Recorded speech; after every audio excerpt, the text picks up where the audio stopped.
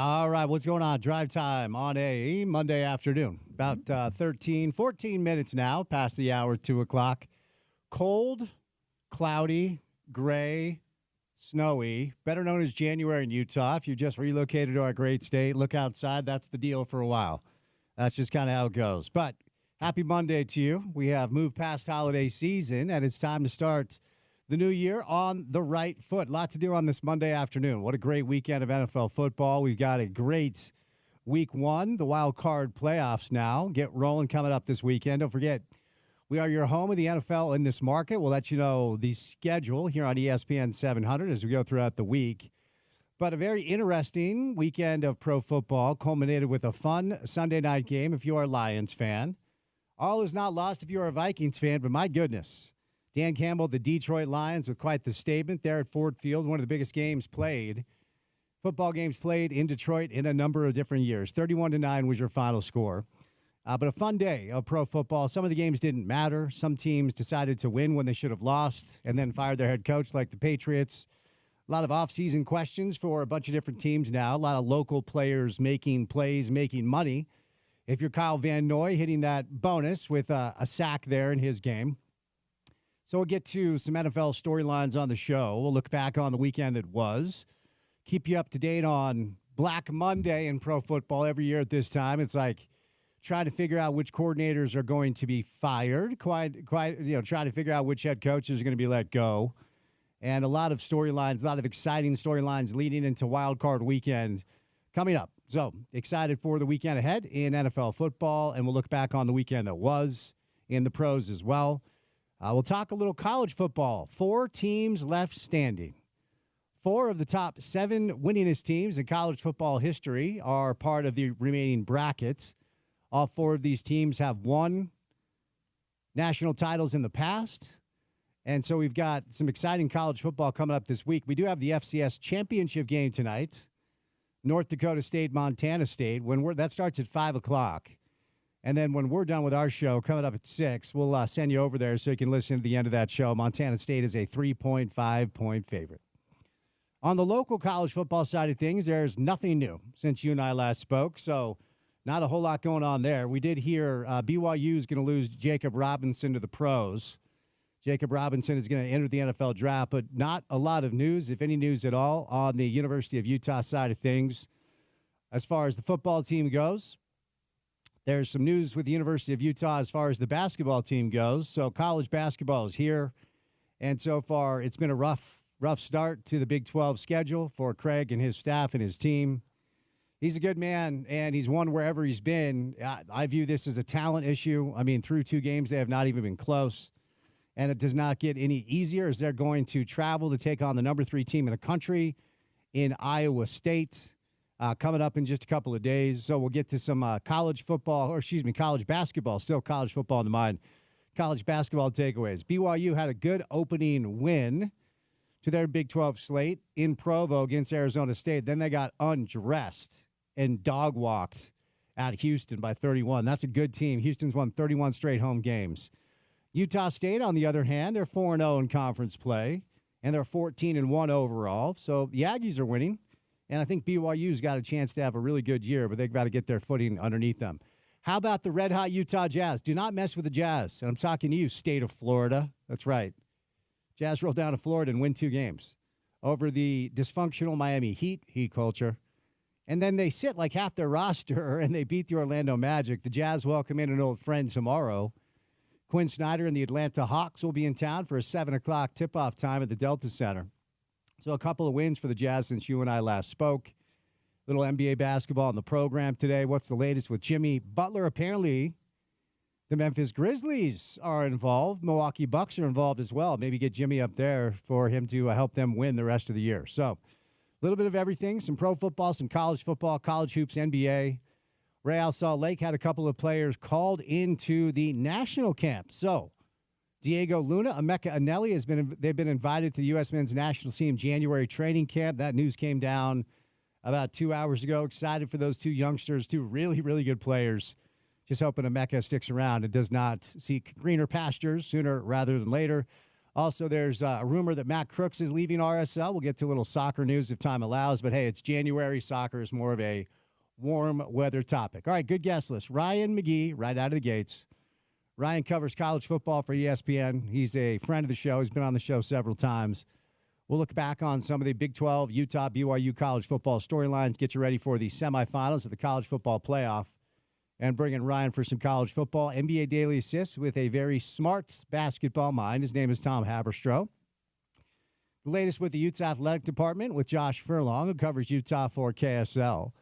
And then our old friend, Amy Donaldson from KSL, has not dropped by for a while. Bringing Amy today. Excited for that. So Ryan McGee, Tom Haberstroh, Josh Furlong, Amy Donaldson, me, Spence Checketts, all of you, the great listeners, happy Monday. We're launching into the new year now officially. We had a couple of shows last week, and that guy, Porter Larson, on a Monday afternoon.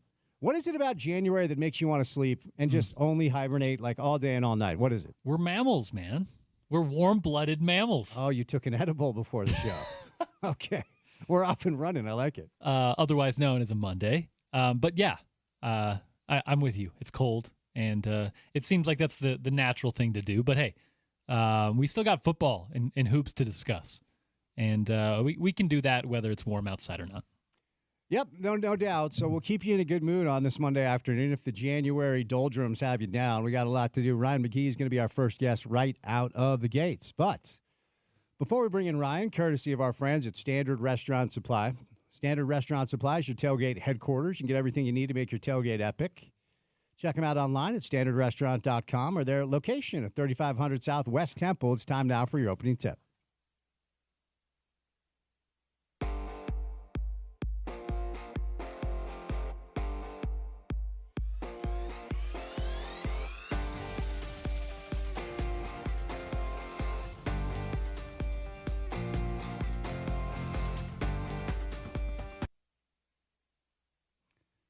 Couple of things happened over the weekend to kind of, inspire some thinking and some pondering about, certain topics here or there. And I think most of us, and the ratings certainly indicate most of us are watching NFL football right now.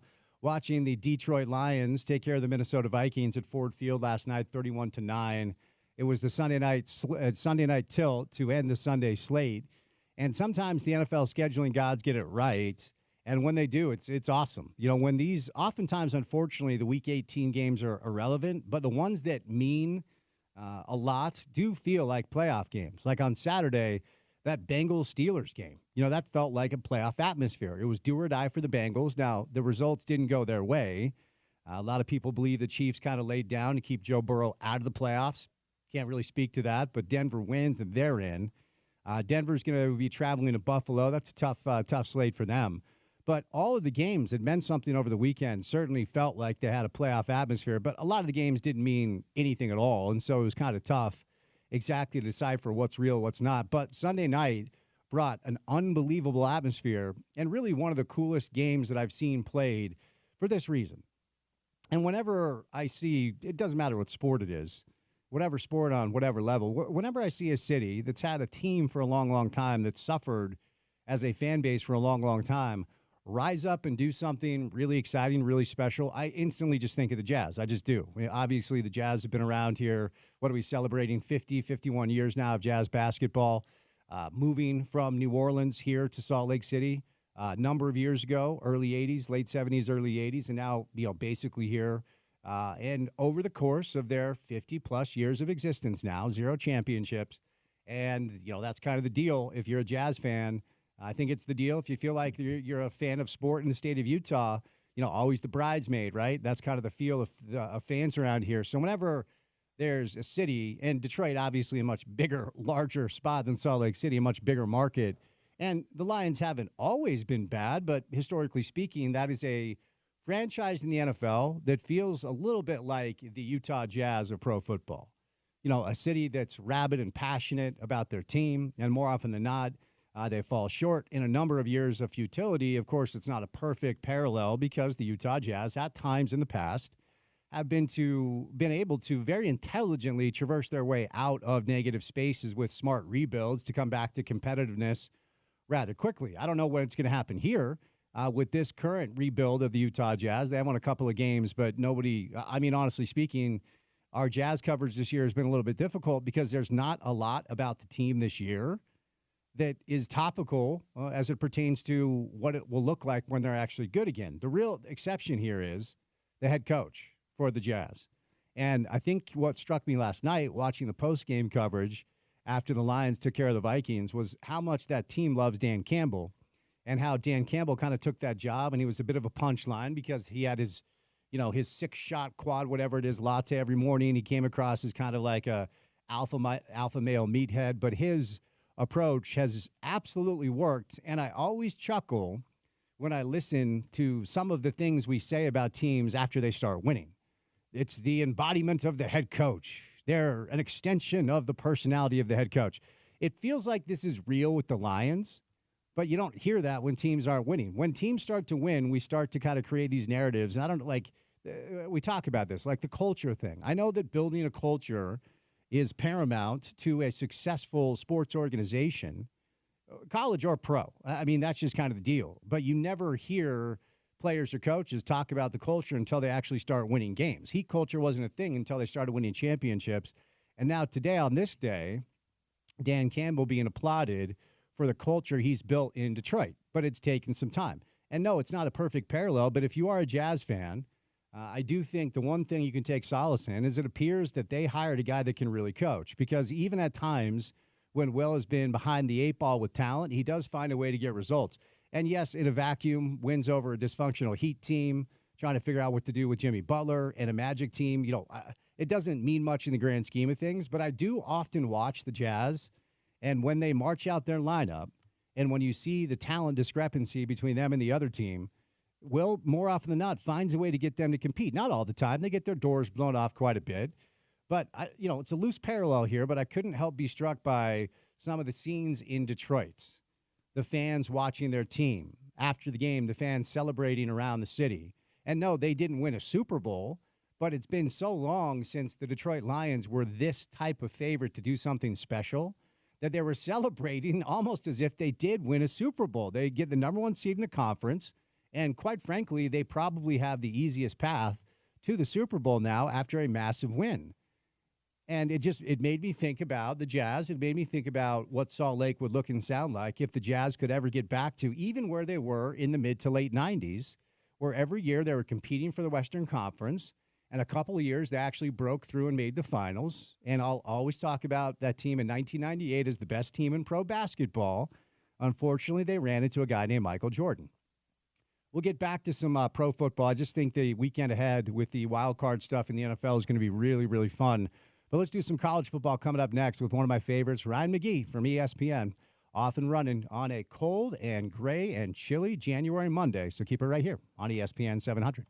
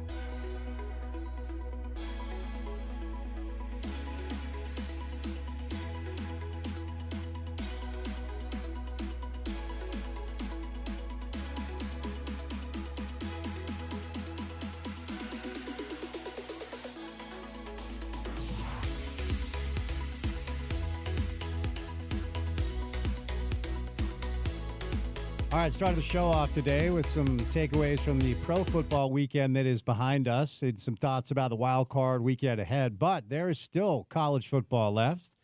4 teams left standing after 134 teams to start the year looking for a national championship. It's been a while since we've chatted with our next guest. Friend of the program, has spent some time out here in Salt Lake City. Good to have Ryan McGee on the show on a Monday. Ryan, happy Monday, man. How we doing? We're good. You know, it's this expanded college football playoff is great, but normally I'd be at the national championship game like today, and we still got like a couple of weeks, so that's weird. But but other than that, it's awesome. Yeah, it's I've been talking about this over the past couple of weeks because we're all experiencing what almost feels like a new sport together, right? I mean, all of the dynamics off the field, all of the changes on the field with the expansion of the 12-team CFP. I want to start out with a couple of local things because you're familiar with Kyle Whittingham, you're familiar with Utah football, and we're unfamiliar with this lot in our life as Utah football fans out here. It's been a long time since we've seen a season that we saw behind us. Now, of course, they've hit the transfer portal, combined incoming freshmen and incoming transfers. They're going to be 41 new players for Coach Witt, year 2 in the Big 12. Knowing what you know about Utah football, what do you think is fair to say about expectations for next year after a rough entrance into this conference? You know, it was really I think I was having this conversation over the weekend with some of my ESPN.com colleagues when we were talking about most shocking seasons. And everybody kind of wants to go a certain way with it. You know, like shocking as in I didn't see that coming, SMU or whatever. I didn't see it coming. I don't think anybody did with Utah. And I kept saying, and when I said it, like everyone on our call went, oh, yeah, because they just kind of checked out on us so early. But listen, I don't worry. You guys know how I feel about Witt. I think he's the man. I don't worry about them long term. Sometimes it just doesn't work. And this year was one of those years where it just everything went the wrong way. The ball literally bounced the wrong way. And so the good news is that these days, if you need wholesale changes, you can do it. I mean, we're living in a free agency market. And so the hope is that you go get what you want. But, yeah, that's a lot of play. And I know for folks that have grown up with Utah football and you just get used to guys being around 3 and 4 and 5 and 6, and in the case of COVID, 7, 8 years, into the deal, it feels weird to bring in all these different players. But what's been really interesting is talking to coaches who didn't want to do that. And then they did it, and they still managed to find the chemistry in the locker room. Because I think that's the part that we all kind of thought would just go away. But when I talk to coaches that when I go to the Big 12, I go to Boulder, and you talk to Coach Prime, and they've had 2 entirely different rosters with the exception of a handful of players over the last couple of years. That was a close-knit group this year, and so you can still do it that way. Just the way that you get there is very, very expedited.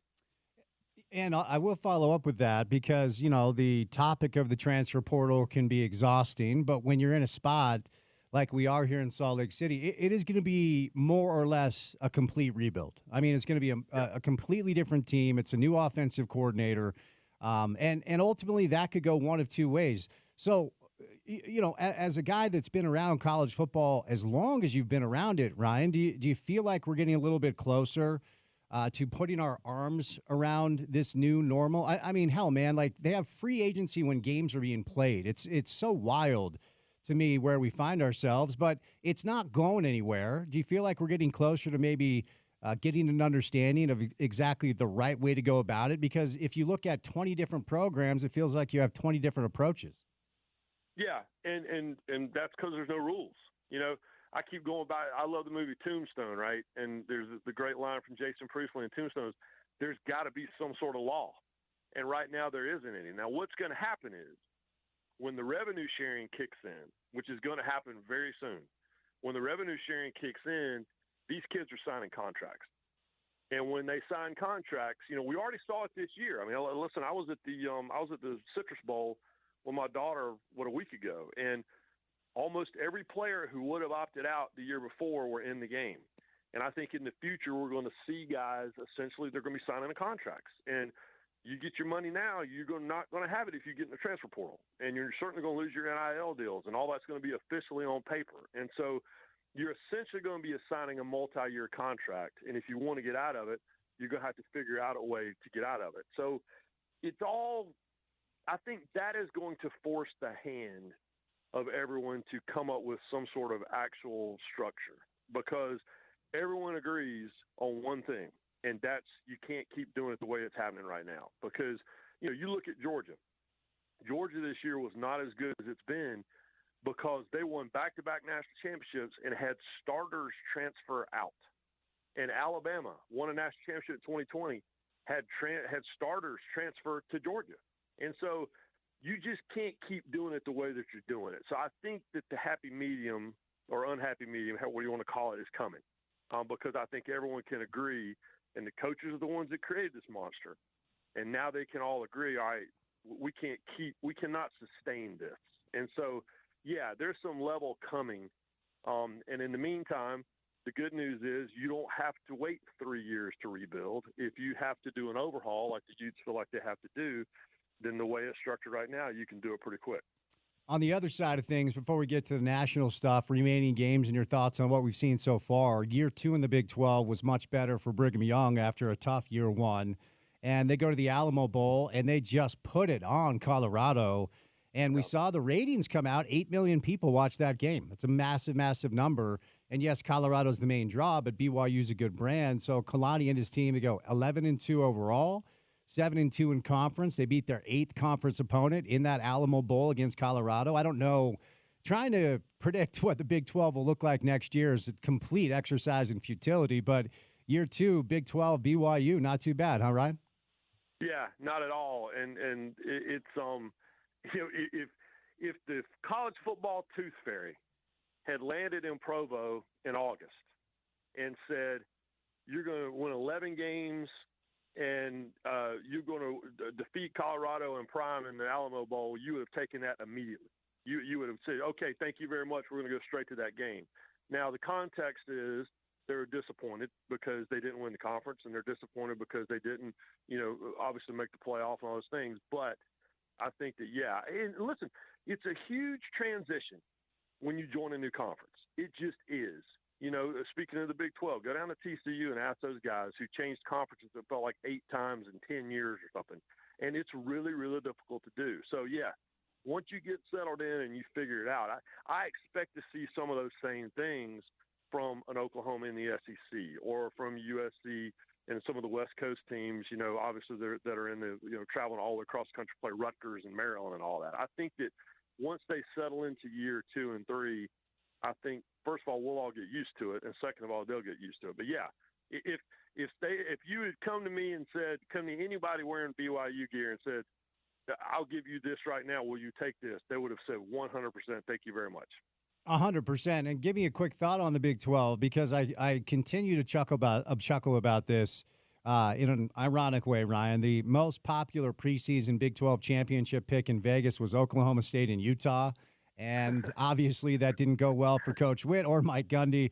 And so I have zero clue how this conference is going to play out. And, of course, there are a number of months until we're playing Big 12 football again. But just generally speaking, your thoughts on what, we're learning now, being a former Pac-12 city, now a Big 12 city, is certainly a conference of chaos. And get used to it, because this is just how it is. I was talking to Steve Sarkisian, who obviously will be coaching in the playoff, on Friday night with Texas. And Sark was like, we were in the Big 12 30 however many years, and he goes, we won the thing like 3 times. It's just nuts.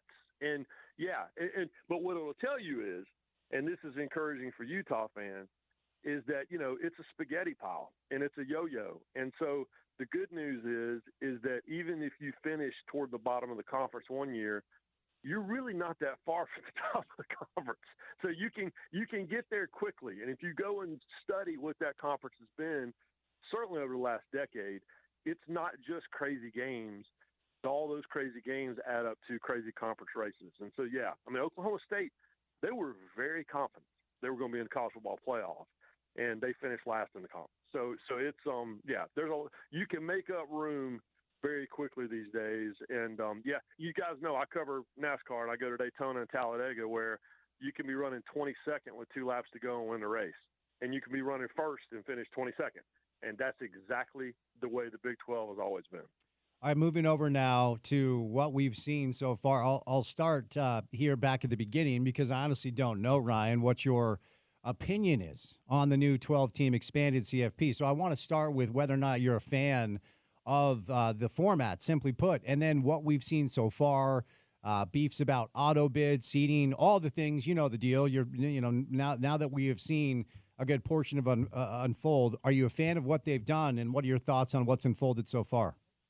Well, I have been on the record since the jump that they should have started at 16. I hate buys. I hate first-round buys. That is so NFL. If you want to be the NFL, I got good news. They're playing every Sunday. I don't like buys in the playoffs. And clearly that did no one any good because, if you had a first-round buy, you're gone. And so I love the on-campus games. I was at Ohio State for that Tennessee-Ohio State game. I think, I'm from North Carolina, right? I'm not used to the high only being 18. That wasn't any fun. But I love the fact that the playoffs started in Austin, in South Bend, in Happy Valley, in the Horseshoe. That was amazing. And so those are the things they've gotten right. People, as you said when we started talking, we've all kind of learned about this, as we've gone along. The seeding obviously is a problem. I mean, that was a mess. I think that, and I appreciate the fact that they want to reward conference championships, and that goes back to day one of the college football playoff. If you've ever done one of these mock selection committee exercises, which I have 3 or 4 times, there's not much criteria. But of the 4 things that are listed, they want you to reward a conference champion. This goes all the way back to 11 years ago when this thing first started. So I think the reseeding has to be considered. I think they need to go to 16 as soon as they can. I want everyone to play the same number of games. Clearly, there's no advantage, certainly based on this year. But I've enjoyed it. I mean, but I think what we've learned though is that it's still going to come down to, it's pretty obvious who the best handful of teams are. And the good news, if you got in 12th or 11th or 10th or whatever, congratulations, you're in the playoff. But as we learned with 4 teams, the semifinal games for the most part for the last decade haven't been great because the 2 best teams are way better than the 3rd and 4th best teams. So I'm curious to see how it plays out this weekend. I love the fact I'm writing a column for ESPN.com for tomorrow about the fact that we have these 4 programs that, Ohio State won it 10 years ago. You're talking about Notre Dame and Penn State, 1988, 1986. Since either one of them won a national championship. So we got plenty of storylines, but I want to get to 16 teams as quick as we can. And there's, probably no perfect solution. And I've always believed that the powers that be in college football enjoy the discourse around the tournament no matter what, even if it's knocking on the whole thing. It's like, hey, they're talking about us. I do want to kick the tires with you on the beef that I think is real if you're Oregon. You're a fan of Oregon, you handle your business all year long. You enter that tournament undefeated, and your gift for that is facing what most people believe is the most talented team in college football, round 2 in Ohio State, and the current favorite to go win the thing. Like I said, there's no perfect solutions, but if you're an Oregon fan, you feel hard done. I kind of understand where you're at. Yeah, if you're an Oregon fan and you've been number one, they were number one, the whole second half of the season. And then, and I love James Franklin. I think the Penn State story is a great story, but it doesn't surprise me that they're playing on Thursday night because of the schedule that they were handed in the playoff. And so, again, the seeding is a problem. There's no excuse for the fact that Oregon had to play the game they played, and Penn State, it's not easy. There's no bad teams left in this thing, but when you looked at it, it certainly felt like it was like we were looking at a basketball tournament, and in a blind taste test, you would have thought that Penn State was the number 1 seed based on what the bracket was. So, again, there needs to be a reset on the seeding. If you really want to reward the teams for winning a conference championship and for being, number 1 the whole second half of the year and for winning games against Ohio State and doing those things they did, then if you really want to reward them. And it was they did not do that. No, they didn't. And I will ask you about Arizona State because, of course, Big 12 market. And, Kenny Dillingham, my goodness, like Herm, due respect, left that thing for dead. 3 wins the year before Kenny takes over and does a great job of adding talent that most people overlook. There's not a 5-star kid on that roster. And he turns it around really quickly. And if not for what I perceive to be a horrible missed call with the targeting situation down the stretch. Now, ASU had kicking issues all year. There's no guarantee that they go win the thing. But that call that was missed, I think, really hurt, man. It was a heavy pill, big pill for ASU fans to swallow. But the way they played against Texas, do you think that answered any questions about the Big 12 as a whole, or is that just kind of being over dramatic about the whole thing? No, listen. I went out to Tempe and spent the day with Dillingham during the week leading into the first round of the playoff. And I'll be the first one to say I had watched them plenty on television. But when I watch them, I'm sitting there thinking, I don't know if they're big enough and strong enough and certainly not deep enough to keep up with the big money rosters at Texas, Ohio State, whomever. But once I went out there and I watched those guys practice and I spent the day with that staff and with Kenny Dillingham, who's like 20 years younger than I am. And I was like, I became a believer. And so it doesn't surprise me that they did what they did. And I don't care what level of football it is. You give me the old Scattaboo, I got a chance. That dude can play. And so it was really fun spending time with them.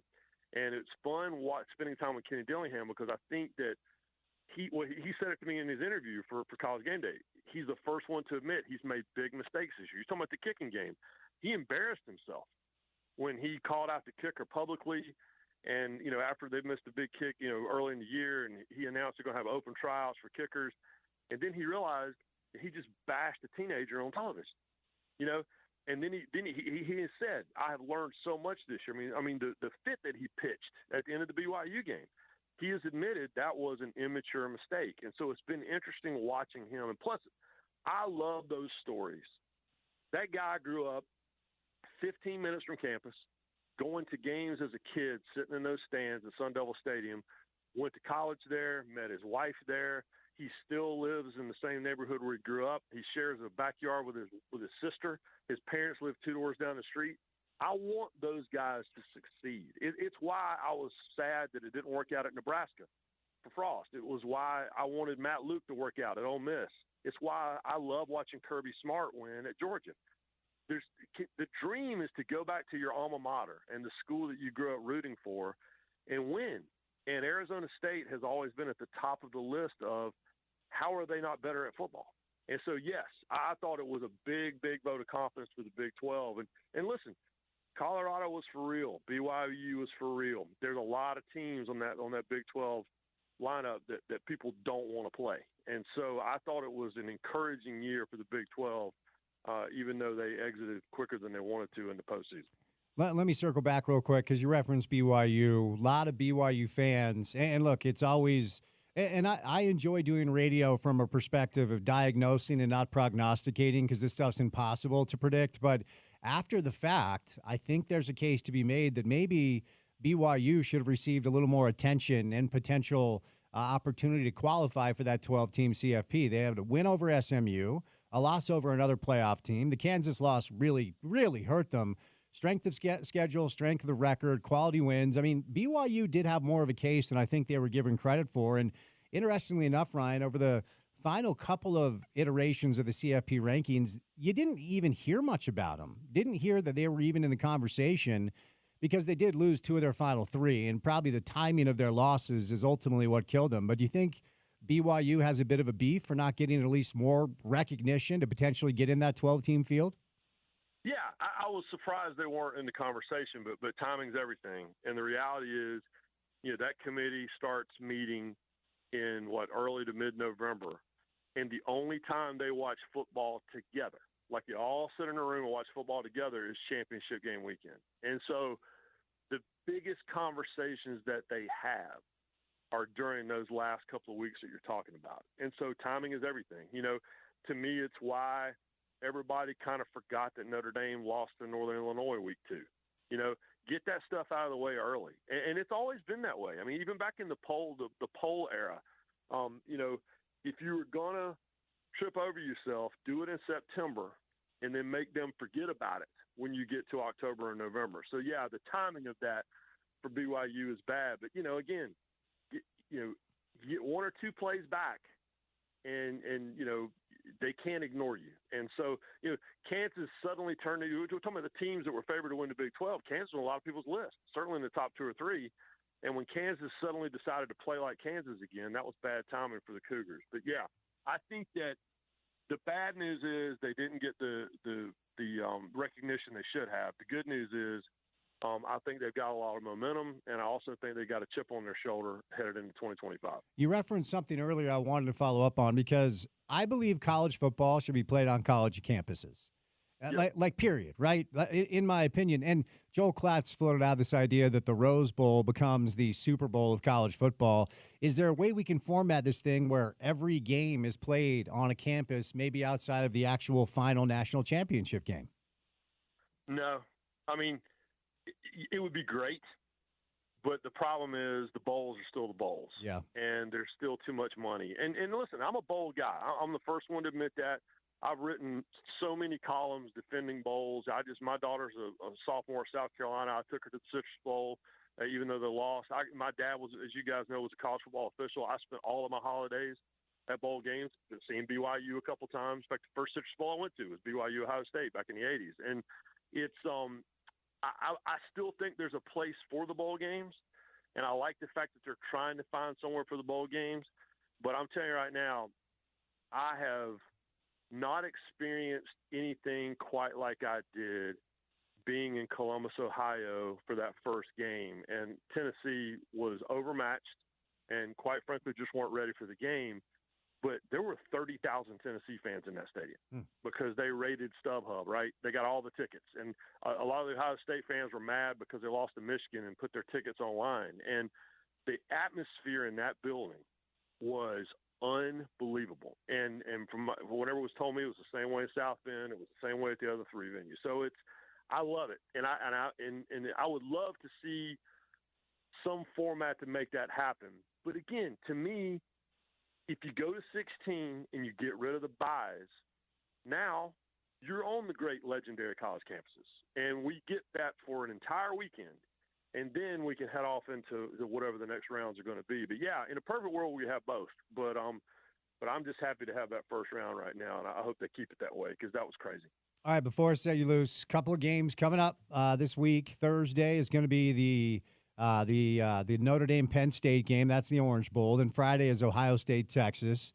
That is the Cotton Bowl. 4 of the 7 winningest programs of all time. All 4 have won national championships. We will have a first-time national champ coach, which is cool. I'll just ask you, both games, who do you like and why? Who do you think marches on?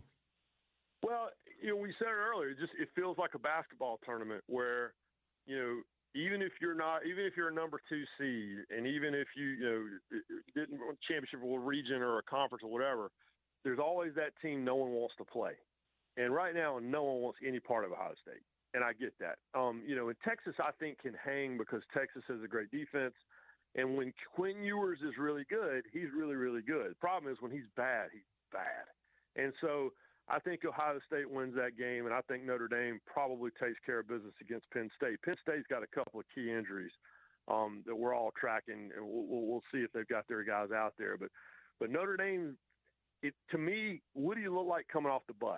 And right now, Notre Dame and Ohio State, they look pretty good coming off that bus. But it ain't amazing, though. And that's, again, I'm writing a column about it for tomorrow for ESPN.com. It was 2014 for Ohio State. It was, of course, the legendary 2006 Rose Bowl for Texas. And then it's 1988 for Notre Dame and 1986 for Penn State. I think I looked this up earlier today, but your head coach at Notre Dame had just celebrated his first birthday when Penn State last won a national championship. So it's been a minute. And there's a lot of redemption going on, whether it's Ryan Day or whether it's James Franklin. Notre Dame trying to prove that, I don't have to tell BYU fans about living life as an independent.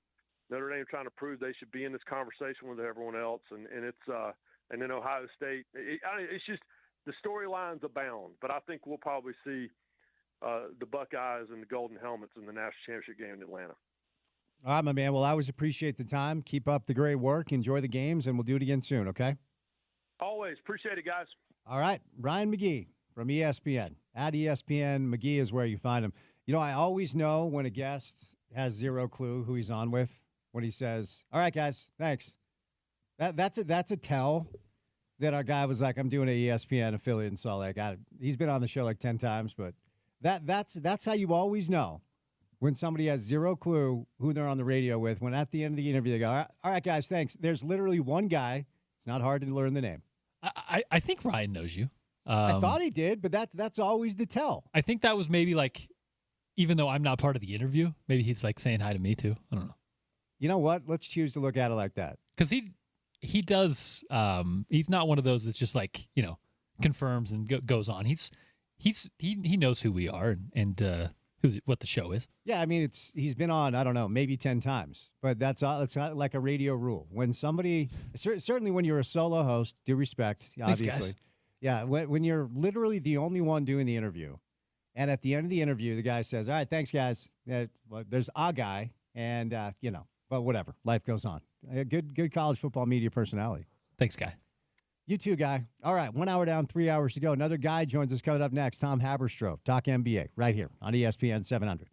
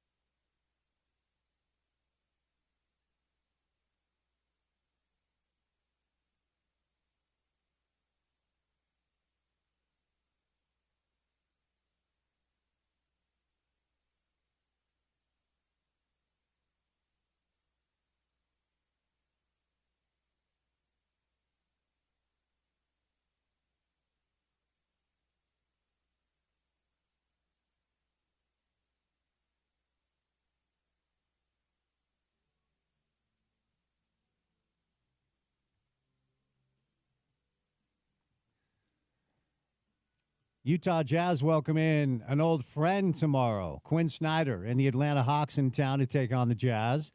The red-hot Utah Jazz. Don't mess with Utah. I'm talking to you, Florida. 2 straight wins for the Jazz, little road trip action, and they sat like half their team and still beat the Magic.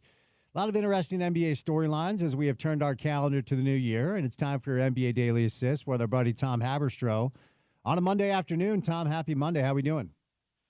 I'm doing great, man. Can't complain.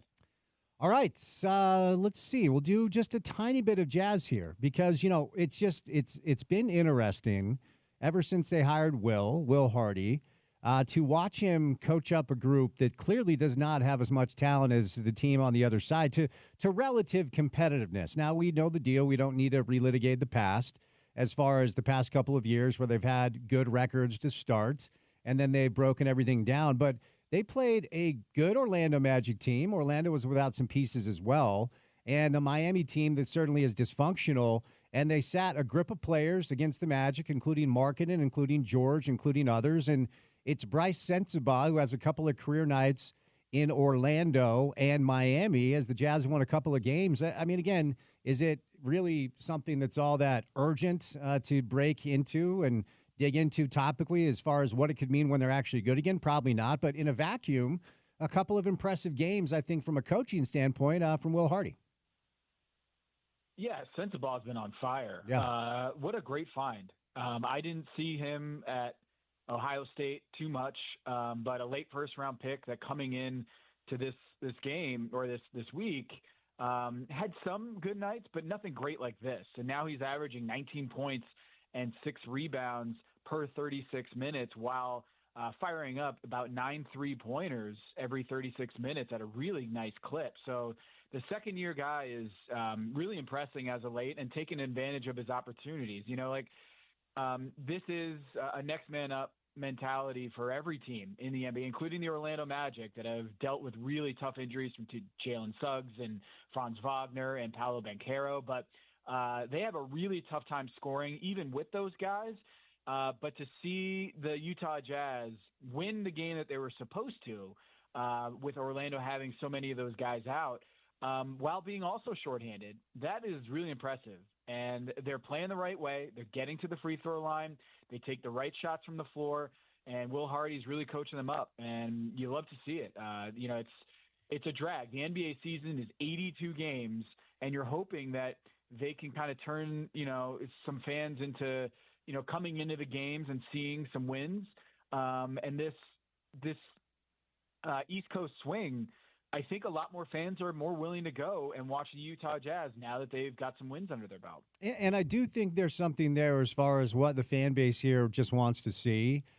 There's nobody here that's under any premonition that this team is built to win now. And I don't think there's anybody here that believes this team is even a year or maybe 2 away. But you know the deal. I mean, you're covering the Blazers now. You've covered the league forever. If you're an organization and a team that's in the middle of a very blatant pivot and a very blatant rebuild, you have to at least give your fans something tangible to hold on to. And if you don't have the talent to keep up with the best teams in the league, things like effort and things like, showing up and playing hard and things like, exhibiting the right habits. And Will talks about this all the time. I mean, I do like listening to his post-game pressers because Will's one of those coaches, he's pithy and he's sarcastic the way Popovich is, and he's a little dismissive and stuff like that. But when he talks about basketball, when he talks about his team, he will give you some things here or there. And this is still the very early stage of what they believe is a very long game. So from the fan base perspective, I think all you're looking for at this point, certainly incremental steps from the young players, but also a team that's willing to show up and play hard, even if they're up against it with the talent on the other side. Yeah, and you look at the way that they won and just put a beat down on Miami, a team that was hungry to show that they didn't need Jimmy Butler. This is a team that has a lot of pride. Eric Spoelstra is the best coach in the NBA. Pat Riley just makes a huge statement against Jimmy Butler, and it seems like the Miami Heat would respond in a way that would show solidarity with the front office and the coach and be like, yeah, we're going to come out and play really hard and prove that we don't need Jimmy Butler to win. And then The Utah Jazz came in and beat the pants off of them. I mean, Sensabaugh with 34 off the bench. And the thing that jumps off the page to me is the offensive rebound rate killed the Miami Heat on the boards. Killed them. 37% offensive rebound rate against the Miami Heat, where they were getting second chance opportunities, making sure that, if we're going to miss a shot, we're going to go and make sure that we get those second chance opportunities. Because that, for me, like when you have a team that has Walker Kessler on it, you have to own the boards. And then the next game, they do the same thing. They out-rebound them, Orlando, knowing that like there's going to be a lot of missed shots in this game. Orlando is a putrid offense, and making sure they clean up the boards. And they did that. They won the offensive rebound battle, offensive rebound rate in both games. And that's what you got to do with Walker Kessler. And I think when you do that, they say that rebounding is all about effort and all this stuff. It's probably cliche at this point, but you have to play to the strengths of your team. And when you have Walker Kessler on the squad, you have to win the rebound battle. And they have been doing that. They've owned the rebounds. They've owned the free throw battle. And it's just a matter of trying to figure out a way that they can limit these turnovers, because if they can do that, they're last in both offensive turnover rate and defensive turnover rate. It's the worst turnover margin in the NBA in terms of how often they turn the ball over compared to their opponent. Once they clean up that, they'll be in good shape. But this is what happens when they don't have a pure point guard on the roster. You're going to get a lot of really careless coughing up the ball. And as long as they keep that in check, they're going to be competitive on most nights. One more Jazz thing, then we'll move on, and we'll just revisit whenever there's a report out there, because I truly, and I've been in this space now for maybe a month or so, I feel like Walker has played his way into the nucleus of what this team not only is now, but moving forward into the future, because he's still so young, and so many of his habits have improved this year. The rim protection stuff is real. He has improved. He's got a way to go offensively as a screen setter, but he's been better. He, to me, has been the number one success story of this team when it pertains to what we've been trying to learn. We know who Markkanen is. We've already talked about Will, their head coach, who I think is dynamite. But there are these reports that his name continues to surface. Now, the modern day and age of reporting is tough to ascertain what's real and what's not, but I'm starting to believe, and we've talked about this, nobody is completely unmovable, but I don't know that Danny and Justin are interested in taking phone calls on Walker Kessler right now, I guess is my point. Yeah, it's going to take a couple first-round picks for them to get rid of him. I think that's the asking price is going to be pretty steep, especially with the really strong play of late. As we draw closer to the February 6th trade deadline, I suspect that Walker Kessler will get at least a bid price of a first-round pick. And the question is whether the Utah Jazz decide that that's enough for this 23-year-old shot-blocking, defensive anchor. If they can do that, keep him in the fold and continue to build around him and Markkanen, a lot of teams are going to want a guy like Walker Kessler. We're talking about one of the top block rates in the NBA, the top offensive rebound rate in the NBA, and he is a dunking machine. So you get a rim runner, screen setter, a guy who knows his role and is going to protect the rim. And if they get some perimeter defenders in Utah, they don't have them right now, but if they get some perimeter defenders in Utah, both at the point of attack and also guys who can really create turnovers and chaos on the perimeter and get in the passing lanes, you've got a pretty good nucleus right there. So I think, John Collins, he's been out for quite a bit. He's out for personal reasons right now. But I suspect that he will be a hot name at the trade deadline as well. I think he's played himself into a borderline first-round pick, probably a lottery-protected first-round pick, potentially for John Collins, who's having a career year in the shooting percentages and still productive, a really good scorer and a guy who's shown that he can move the ball well, and he's more capable than I think just as a dunker. John the Baptist, his nickname coming out of college, we know that he's a big-time highlight reel dunker, but he's more than that. And both of these guys, Walker Kessler and John Collins, have really played themselves into being hot commodities in the trade market. And that's a tough thing, is the better they play, the more you start talking yourself into them as being a foundational piece. And for John Collins, it's a little tougher because he's a lot older than Walker Kessler. And a team like the Sacramento Kings, with the ownership already firing Mike Brown, I think they're going to be a little bit more leveraged at this point to go after someone like John Collins. And that's the type of advantageous deal that I think a team like the Utah Jazz would be interested in, is like a team that is very desperate right now for a quality veteran to shake some things up and bring some excitement to the team. I think John Collins, the asking price is justifiably a lot higher now than it was before the season. John the Baptist, that's called knowing your audience here in Salt Lake City. A lot of people probably appreciated that drop there, Tom. Well done. Well done. All right, moving off the Jazz now. And you referenced Miami. You referenced Jimmy Butler. He appears to be the name that most people are. It feels untenable. I mean, you don't mess with Pat Riley. That's just the deal. And so Pat sat him. And now we kind of wait to see how this thing plays out. The hard part, Tom, is honestly, I understand if Miami's like, no, we don't want to move you, because there's a world that exists that it's more beneficial for them to actually get the cap flexibility if he ends up bouncing. But at the same time, then essentially you're saying this is a wasted year. And I'm sure there are conversations with agents behind the scenes as well to try to get him in another spot. You know, in a way, there's a little Chris Paul here, because Chris Paul, for all of his brilliance, just seemed to grate on teams and players and teammates and coaches. And after 4 or 5 years, he needs a new place to play. And Jimmy kind of feels like that same player. But anyway, how do you think this thing plays out?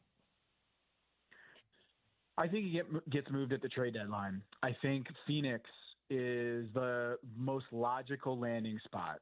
The tough thing with Phoenix, they're sinking faster than the Titanic right now. You're looking at a team that is in 12th in the Western Conference standings. They're out of the play-in game. They've decided to bench Bradley Beal and Yusuf Nurkic after getting to a really hot start with some clutch scoring and some Hail Marys that went their way to start the season. This team was 9-2, and now they're 15-18 with Bradley Beal coming off the bench with a $57 million player option in 2027. And he has a no trade clause. Okay. It is an untenable situation for them. So you have the Miami Heat on one side, who are dealing with a very disgruntled superstar, playoff Jimmy, who, you know, for my money over the last 6 years with the Miami Heat has been maybe the second best playoff performer, bar none. I'm not saying most improved in the playoffs. I'm saying the best playoff player, maybe to Luka or Nikola Jokic. He's been sensational in the playoffs. And then you got a very desperate Phoenix Suns team that in order to get a guy like Jimmy Butler, they have to move Bradley Beal. The Miami Heat, I don't think, want to take back Bradley Beal. I don't think they want to touch that contract or that no trade clause. I think the move would be a 3-team deal involving the Miami Heat sending Jimmy Butler to the Phoenix Suns, and then Phoenix Suns sending Bradley Beal to Detroit. The Detroit Pistons just lost Jaden Ivey. They have clean cap books for the next 2 years that they can take in a veteran guy like Bradley Beal as a placeholder contract. And Bradley Beal has a big incentive to go to a market like Detroit, not from a lifestyle standpoint. I'm not kidding about, players. I'm not kidding you about players really want to play in Phoenix and LA because of the climate, and just it's a lot nicer to live and set up shop there than, say, Detroit. But this guy is coming off a couple of years. In 2 years, he's going to have to revitalize his player value on the trade market and try to get another contract, another big contract in the NBA. He's not going to get that in Phoenix the way things are going. So the interesting part of this, Spence, you know how incestuous the NBA can be. And the front office of the Detroit Pistons is led by Arn Tellem, super agent, longtime agent for a bunch of big-name superstars and all kinds of sports. Arliss was drafted off of him, allegedly. The show from the 90s about that super agent was drafted off of Arn Tellem. He runs the Detroit Pistons. He's the vice chairman of the board for the Detroit Pistons, and he had an assistant a few years ago named Josh Bartelstein, who rose to become an assistant GM and then got hired to be the CEO of the Phoenix Suns under Matt Ishbia. That guy is now, Josh Bartelstein is now the CEO for Bradley Beal, whose agent is Mark Bartelstein. His father is the agent for Bradley Beal. And Josh Bartelstein came from Arn Tellem as it seems like a favor by Mark Bartelstein to hire Josh Bartelstein as part of the Detroit Pistons front office. And then, of course, this past summer, who did the Phoenix Suns hire? Arn Tellem's son, Matt Tellem. So the Phoenix Suns are basically Detroit West, and they have a lot of familial ties to Detroit. And I do think that the Bradley Beal no trade clause can be negotiated amongst, very influential voices into Bradley Beal's ear. And so I do think that the Detroit Pistons will grease the wheels for Miami Heat to make the trade of Jimmy Butler to the Phoenix Suns, and then Bradley Beal goes to Detroit, and then draft picks go to Miami. They're going to get some salary filler in Tobias Harris and Tim Hardaway Jr., but really what the Miami Heat want is not a big-time, long-time contract like Bradley Beal's. I think they want to keep their coffers ready for the 2026 offseason, and this trade would accomplish that with some draft picks that they can move and try to get some more pieces. I think the Miami Heat are going to move Jimmy Butler. I think it's an untenable situation. I don't think they're going to let it get to this summer where you have a James Harden with Philly situation where he's going to opt in and then force a trade that way. I just think they're going to do a refresh, and the Phoenix Suns are desperate enough to make the move.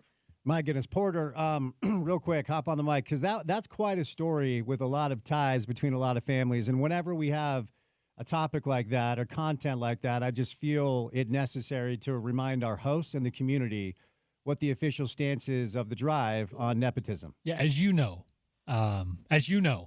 we don't do it. Yeah, can't win with them. Yep, can't win with them. Not into it, not a fan. So I understand all the dynamics there, but we're anti that on this show. Let me move over into the reports, though, because I think I've heard Memphis is involved, potentially. That feels like it makes sense. I don't know if Butler would want that. And then Milwaukee as well. All of your reasoning is sound, but before I set you loose, because I know you got to get to it, if it isn't Phoenix, what are the other potential landing spots for Jimmy Butler? I don't think it's Memphis. Playing style-wise, I think it's antithetical to Jimmy Butler. Jimmy Butler at this age, 35, he doesn't want to play in a run-and-gun system. That is the fastest team of the player tracking era. They move the ball constantly. They have this offense, egalitarian offense, where they move the ball crazy. They don't set pick and rolls, and it's just not, I don't think, a great fit with Memphis. I know they have a hole there at the 3 position. I just don't think Jimmy Butler is going to play a high-octane offense at this point in his career. I do think that the Golden State Warriors, if things continue to go south, that's an interesting landing spot for them, especially if they want to maximize this roster for Jimmy Butler. But Jonathan Kuminga getting hurt really hurts those odds of a deal getting done. Outside of that, I don't see Jimmy Butler going back to Chicago. Some people have said, hey, bring him back to Chicago. I don't see that. And I also don't see him going to San Antonio. To me, it's all about Phoenix. I don't see the Milwaukee thing happening. Just reeks of, throwing good money after bad. But I do think that the Memphis Grizzlies, while they are being connected to Jimmy Butler, it makes a lot more sense for me, from my perspective, that he ends up with Kevin Durant and Devin Booker and try to make a run in the West. All right, man. Well, I appreciate the time. Some good stuff there. Have a good time on the broadcast tonight. We'll chat soon, okay? Thanks, Spence. Have a good one. All right, Tom Haber Show, NBA Daily Assist on a Monday. The Utah Jazz are back in action tomorrow against the Atlanta Hawks. Quinn Snyder's in town. The Jazz went down to Florida, won a couple of games. They beat Miami and they beat Orlando. See if they can keep it going tomorrow against Atlanta. All right, the ESPN 700 Cash Kickoff is here. Time for your shot to win $1,000 cash to pay your bills. Text currency right now to 508-777-1000. Text currency to 508-777-1000 for a chance to win $1,000 cash in this nationwide contest. Good luck from those of us over here at ESPN. All right, we're going to bring in Josh Furlong, covers the University of Utah for KSL. We'll do some basketball and some football. It's been a rough start to the Big 12 slate for the basketball team. I believe that the football program for now is kind of done in the transfer portal. A couple of visits over the weekend is what we're hearing. We'll get an update there and then talk about potentially what could come next for that staff and that team. Our old friend Amy Donaldson rolls by as well. There is some RSL news. There's a couple of their youngsters Diego Luna and Emeka Anelli have been invited to the U.S. men's national team January training camp. Now, RSL is back in action next month in CONCACAF play. Looks like Matt Crooks might be on his way out as well. So we'll get to some of that stuff later on. Busy Monday show. Keep it right here on ESPN 700.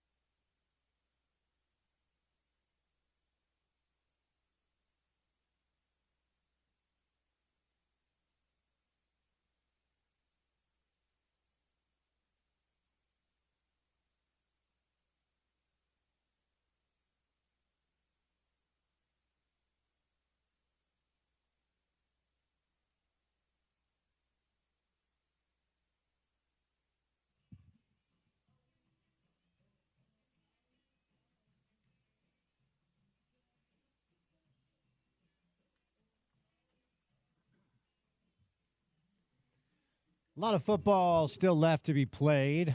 College side, we've got the Final Four, which gets rolling this week. And then, of course, wild card in the NFL. We'll get rolling this weekend after a fun weekend of NFL football. So I want to tell you about my friends at Prize Picks, which is the best place to get real money sports action. With over 10 million members and billions of dollars in awarded winnings, Prize Picks has made daily fantasy sports accessible to all. You just pick more or less on at least two players for a shot to win up to 1,000 times your cash. You can run your game all season long on Prize Picks, America's #1 daily fantasy sports app. Really easy to do. It is a very easy way to get involved in the space. If you've ever wanted to kind of, everybody's gambling on sports. I've got my own personal feelings about it, but you don't have to worry about learning over, under, spread, stuff like that, money line. Prize Picks, all you do is pick two or more players and then pick more or less on their stat projections. So if we'll take the Vikings-Lions game last night, for instance, Sam Darnold, more or less 2.5 touchdowns. Jahmyr Gibbs, more or less, 150.5 rushing yards, stuff like that. It's really easy to do. They're giving away free money right now. You might as well go check that out.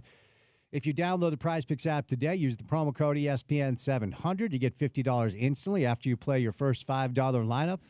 Download the Prize Picks app today. Use that promo code ESPN700 to get $50 instantly after you play your first $5 lineup. Prize Picks run your game all season long, so definitely check them out.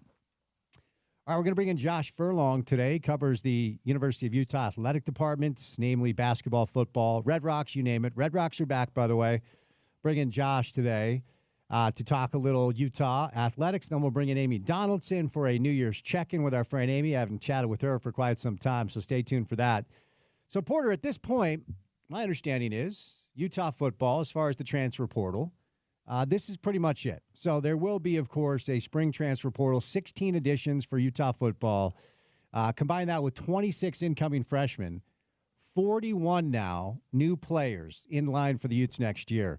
Any other names you're aware of out there that might be kind of dangling? I mean, it's still possible for them to add talent, but over the past 48 hours, there have been some visitors in town, but it feels like the news has been kind of quiet. Yeah, you mentioned they've had some guys on campus over the last weekend or so, and you'll keep an eye on them for when they actually make their commitments. But I think right now, and it's the weird part about college football, you're waiting for the season to get over. You're waiting to see what players might be in that pool. There are players that are on contending teams that maybe aren't seeing the field as much as they would like, or maybe are going to be supplanted by a star incoming freshman next year.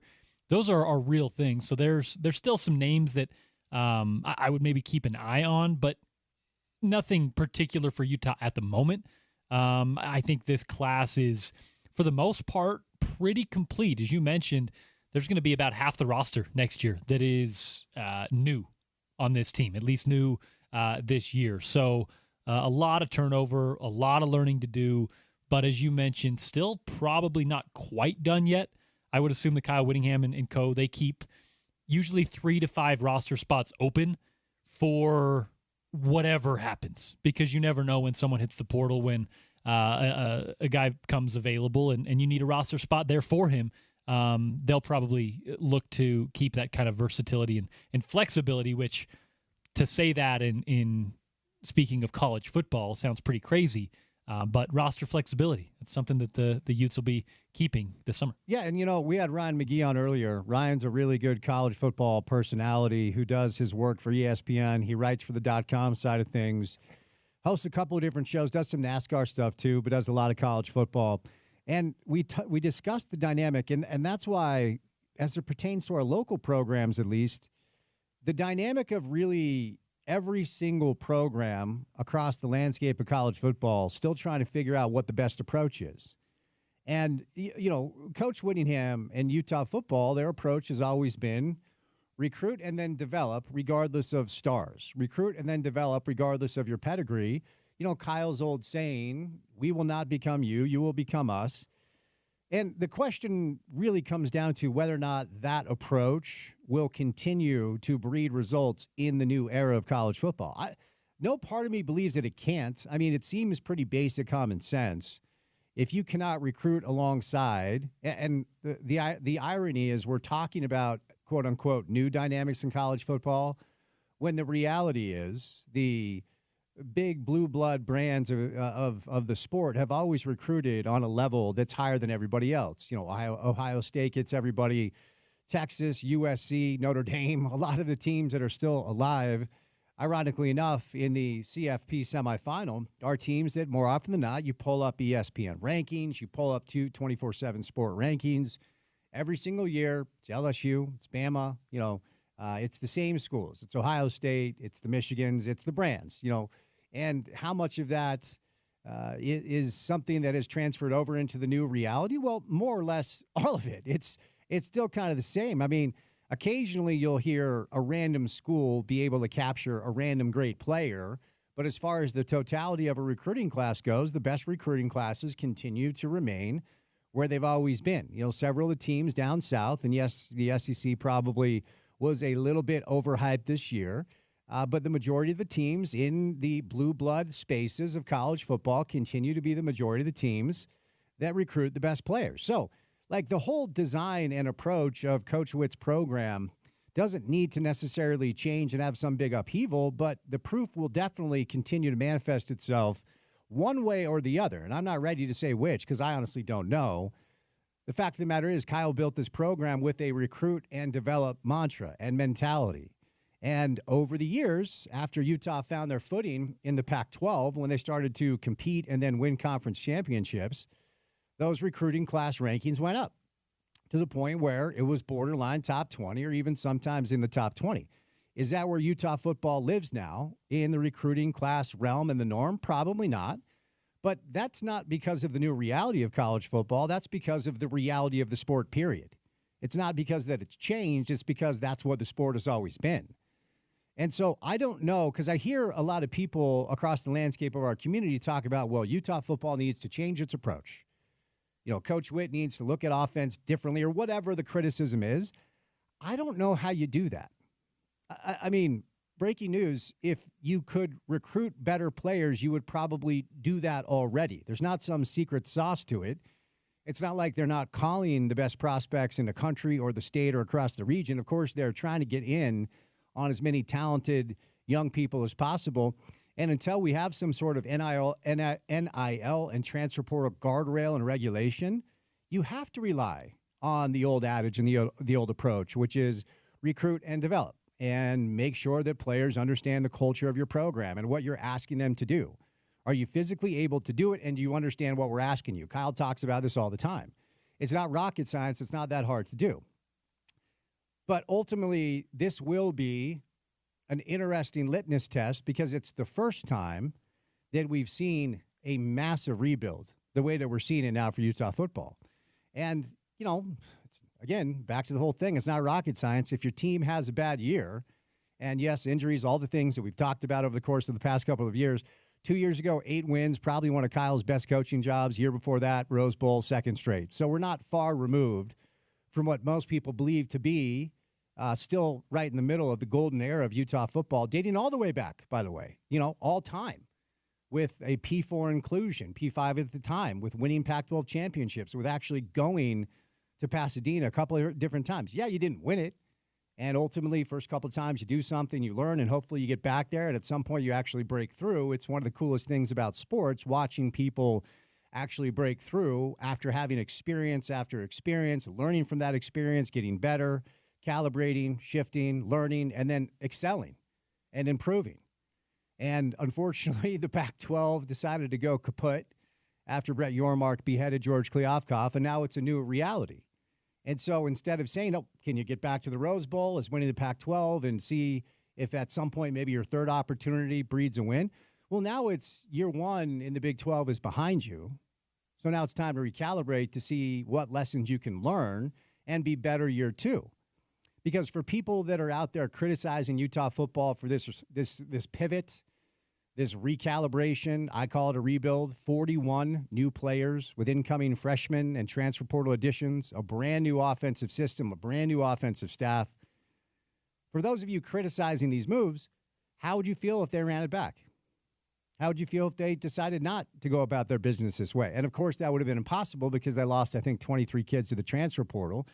And you have to find a way to capitalize on the mechanisms at your disposal to add talent. Once upon a time, it was only recruiting, and that's it. And occasionally you get a transfer that have to sit out a year. Darren Carrington comes to mind, and other transfers certainly. It's not like transferring is brand new, but transferring like this is completely new and still very foreign. And you even look at the teams left standing, like there has not, and this will change. And I'll be curious to see when it does. But as of now, there's not one blueprint to building a roster in college football year over year with a 3-year sample size that we have behind us. There's not one golden program that you can point to, the way that Saban's Bama dynasty was kind of the preeminent team year in and year out. That team doesn't exist right now. Okay? And by the way, if it turns out that team and that program is in Columbus and it's Ohio State, you know what the new normal is? You better write millions and millions of dollars in NIL checks. And there's not really a science to that. That's just back to the old adage, capitalism, the man with the gold makes the rules. If Ohio State proves to be the new blue blood that is the example, the shining example on the hill, are they the blueprint now moving forward? Because when you look at it, most people who cover the sport believe that Ohio State is the most talented team in college football. They're the favorite to win the CFP. They're favored over Texas. They're getting 5.5 points. I would imagine they're going to be a double-digit favorite over whoever wins out of Notre Dame and Penn State. Of course, that is if Ohio State can beat Texas. Right now, do you feel good about picking Texas? That game is in Arlington. It is in Dallas, but Ohio State, a healthy favorite. And most people believe they are the team.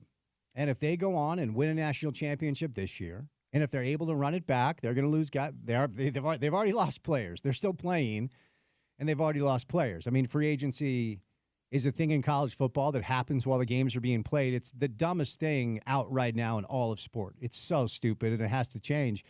Ohio State wins an Natty this year. If they run it back and they're close to it, and maybe they run off a Saban-like run, a dynasty where they're winning multiple national championships, and that becomes the blueprint, and that becomes what everybody's trying to do, it comes down to one thing. And maybe it comes down to one thing, period, and maybe we should stop overthinking it, and that is your collective in order? Do you have donors that are donated enough money to the program and the collective in the school and the institution to be able to write the checks you need to write to get talent?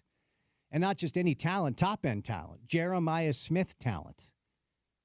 And we'll see how Utah's talent stacks up year 2 in the Big 12, and I don't have any raw data on their NIL initiatives. I don't know what Devin Dampier is being paid to play football at the University of Utah. I have no idea what sort of checks they're writing to these transfers or to get Isaac Wilson back on campus.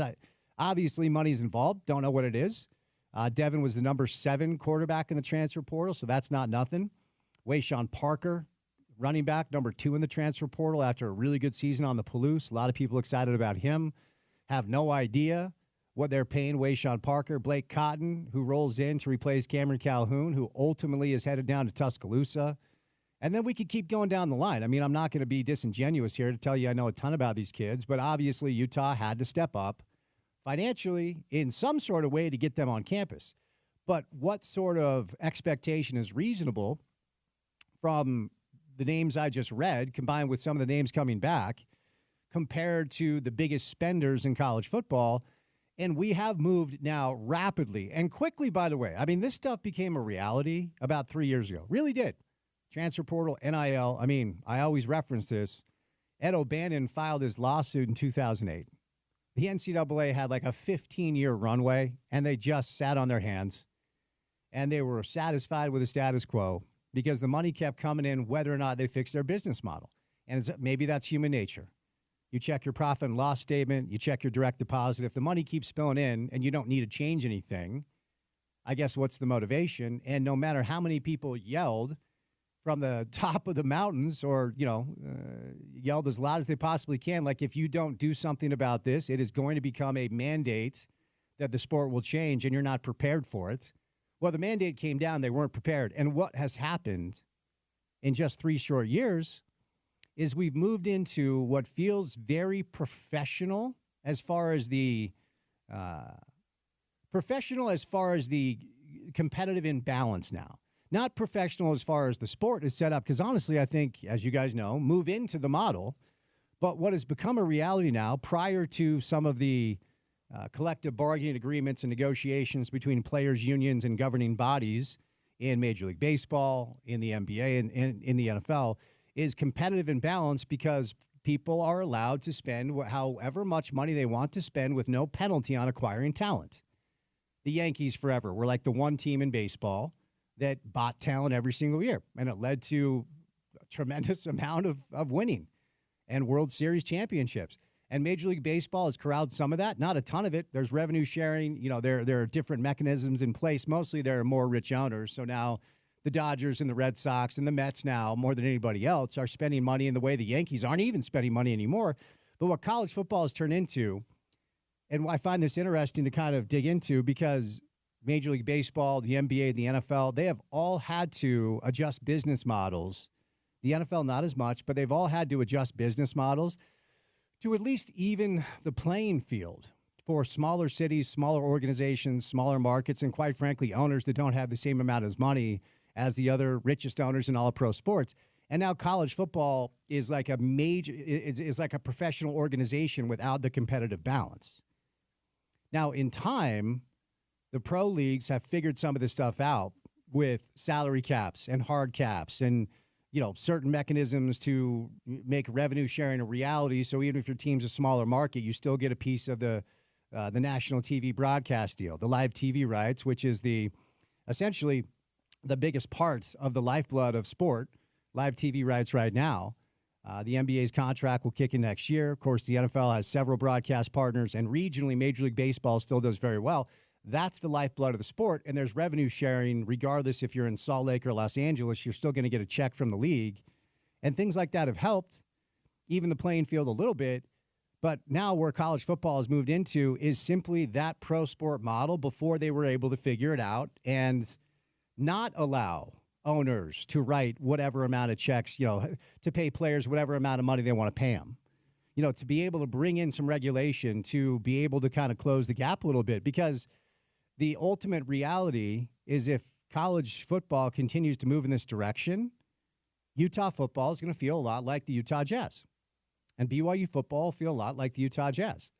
And maybe there's a model that Kalani has in place that he found this year that can work moving forward, and only time will tell, right? We'll diagnose it when it happens as opposed to prognosticate that it's going to happen, because it's impossible to predict what this sport will look like. It's impossible to predict what a team's going to look like year over year because the players change over, and oftentimes the coaches bounce for different possibilities and opportunities. So I can't tell you what Utah football will look like next year. I can't tell you if Kyle's old mantra and MO of recruit and develop and help players understand what we do here, and is that enough for Utah football to compete on the highest of levels in P4? Because look, you know, the year last year was something that none of us saw coming or none of us wanted. You know, 2-7 in conference, 5-7 in conference play. But if next year it's 7 wins and 4 conference, like, you go back to a bowl game, but are you really going to be that juice that there was, you know, just an uptick of a couple of wins, both overall in the conference? Like, this is a fan base, love it or hate it, and this is Kyle's own fault. He has changed expectations around here. And you become a victim of your own success when the people in the community, your fan base, and quite frankly, the people you work for, too. I mean, Utah athletics has come to expect a different performance from its football program every year. The institution, the football program, brings a lot of money and a lot of eyes to the University of Utah. And Kyle's the one who deserves the bulk of the credit for that. Let's be very clear. But because he was able to win conference championships, go to Rose Bowls, send players to the NFL, and build one of the preeminent football programs in the Western United States, over the past decade, the expectations for people around the program, whether you're with the institution or just a fan on the outside looking in, they've changed. And again, that's a victim of your own success and circumstance, where you've built this thing up to what we know it can be because we've seen it. But can it still be that in what the sport is now? That, to me, is the most fascinating thing about this project that Kyle and Morgan and Jason and everybody involved up there, that's what this thing is, okay? And that's why I view next year to be a really, really big deal for Utah football, because it will give Kyle and Morgan a chance to show that, yes, our approach still works. The culture we built is still in place. We don't need the 4 and 5 star kids. We like them. Again, I go back to my original point because I always hear people say, like, well, they should recruit 4 and 5 star kids. Oh, hell of an idea, message board, bro. Of course, they try to get the best players they can. But if the reality of the sport is other programs have deeper pockets, or other programs, because of this competitive imbalance, have innate advantages that you don't, you are going to have to lean back on something different as opposed to just welcoming in the best players in the country year in and year out, the way that Saban did at Bama, the way that Kirby tends to do it at Georgia, and, you know, the Ohio States, the Texases of the world. Utah football has never been that, never will be that. Wasn't that before the transfer portal, wasn't that before NIL. NIL, transfer portal did not change it. It just kind of put a magnifying glass on certain issues. And I do think there's probably a worry for people that love college football for the reasons that we all love college football, namely Saturdays in the fall. College football should always be played on campus. I talked to Ryan about this earlier. And then also the unknown week in and week out. There's so many chaotic things that take place. And what Kyle was able to do with Utah football, I think, is show people around here that always wondered, could we be in the same cul-de-sac as them? Meaning some of the bigger and best programs in the country, you know, beating USC, winning Pac-12 championships. Kyle showed everybody that was possible. And once you get a taste of it, you just want to continue to experience it. And I do view next year as an opportunity for Kyle to show everybody my thing still works. You just got to stick with us. All right, we are going to bring in Josh Haberstroh. Excuse me, we caught up with Tom Haberstroh. We're bringing in Josh Furlong, confusing guests on the show. Josh Furlong covers the Utes for KSL.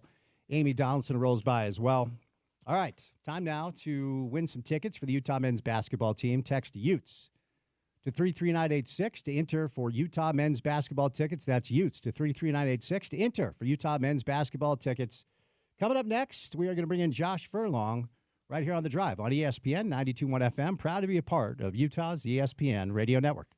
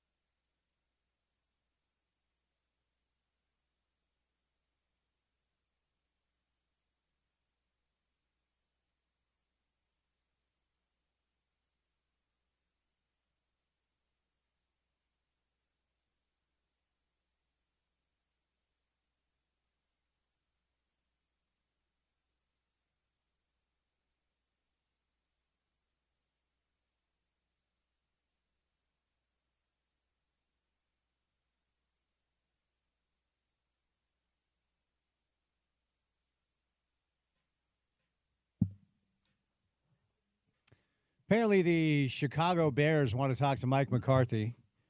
That's odd because I think Mike McCarthy is currently employed. Isn't that correct? Is your football team is currently employing Mike McCarthy, from what I understand? Yeah, technically under contract until January 14th. But, if you were to ask me, go ahead, Chicago. Good riddance. Go ahead. All right. Well, we'll see how that unfolds. Fun weekend of pro football, wild card weekend ahead. We'll do some Utes, some football, some basketball with Josh Furlong on a Monday afternoon. Josh, happy Monday. How you doing? I'm doing well. How about you guys? I'm good. So I gotta ask you, how's the first Monday, technically the first Monday of the new year hit in January? Are you wanting to hibernate? Are you excited to be back on the grind? What are the mentals like today? That's a complicated question. I mean, I think there's times where it's like I definitely want to hibernate, right? And I think during the Christmas break, that was kind of it, especially with the kids home from school.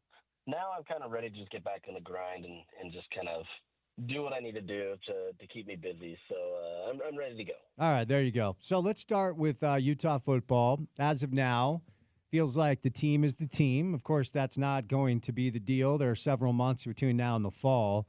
But since you and I last spoke, I know that there have been some campus visits. I think the final tally for the transfer portal for now is 16, combined with 25 incoming freshmen, so 41 new faces for Utah football. But any update as of late? Like, it feels like kind of a downtime for Utah football. Tell me where you're at with the Utes right now.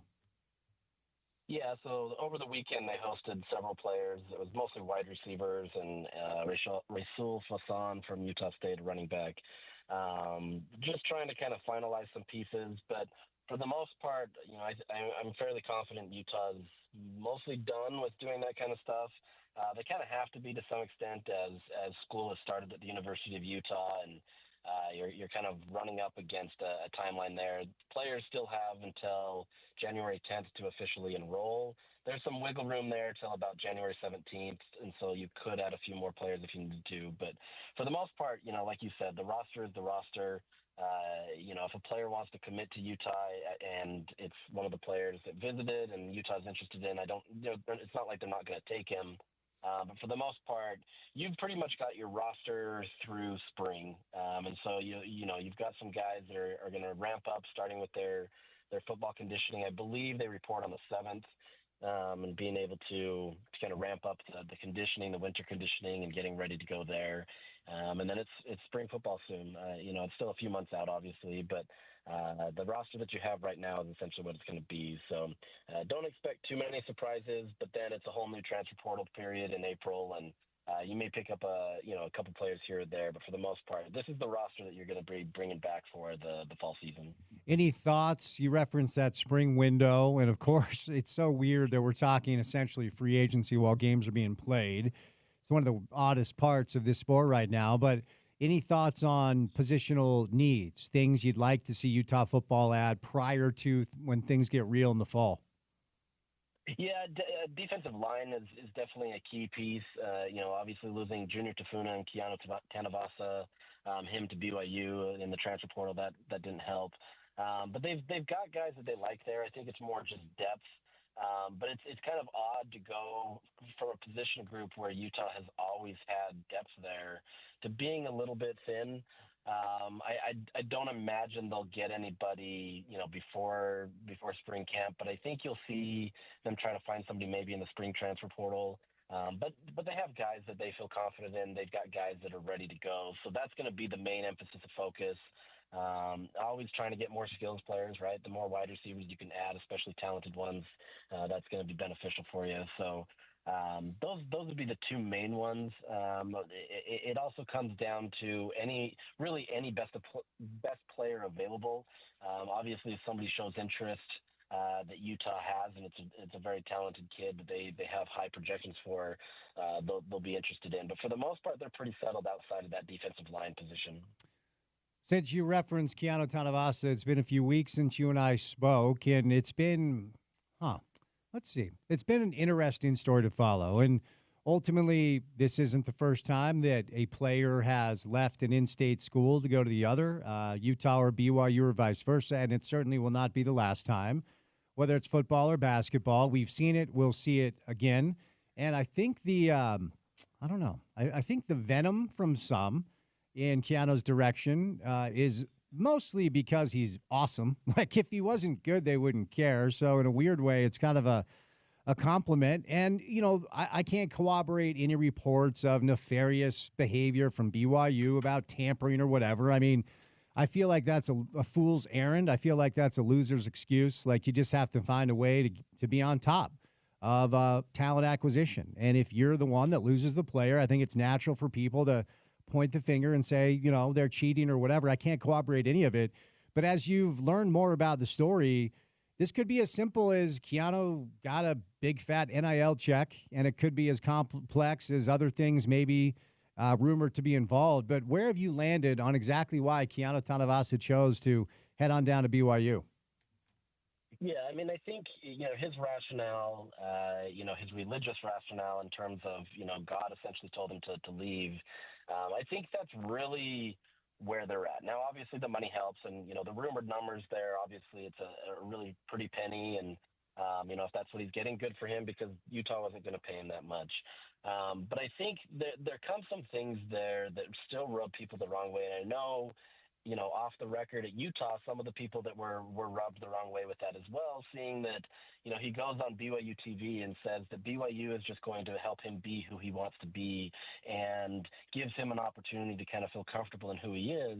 And I think that really makes some people frustrated, because Keanu had the microphone, right? Like, he was given full access on that team.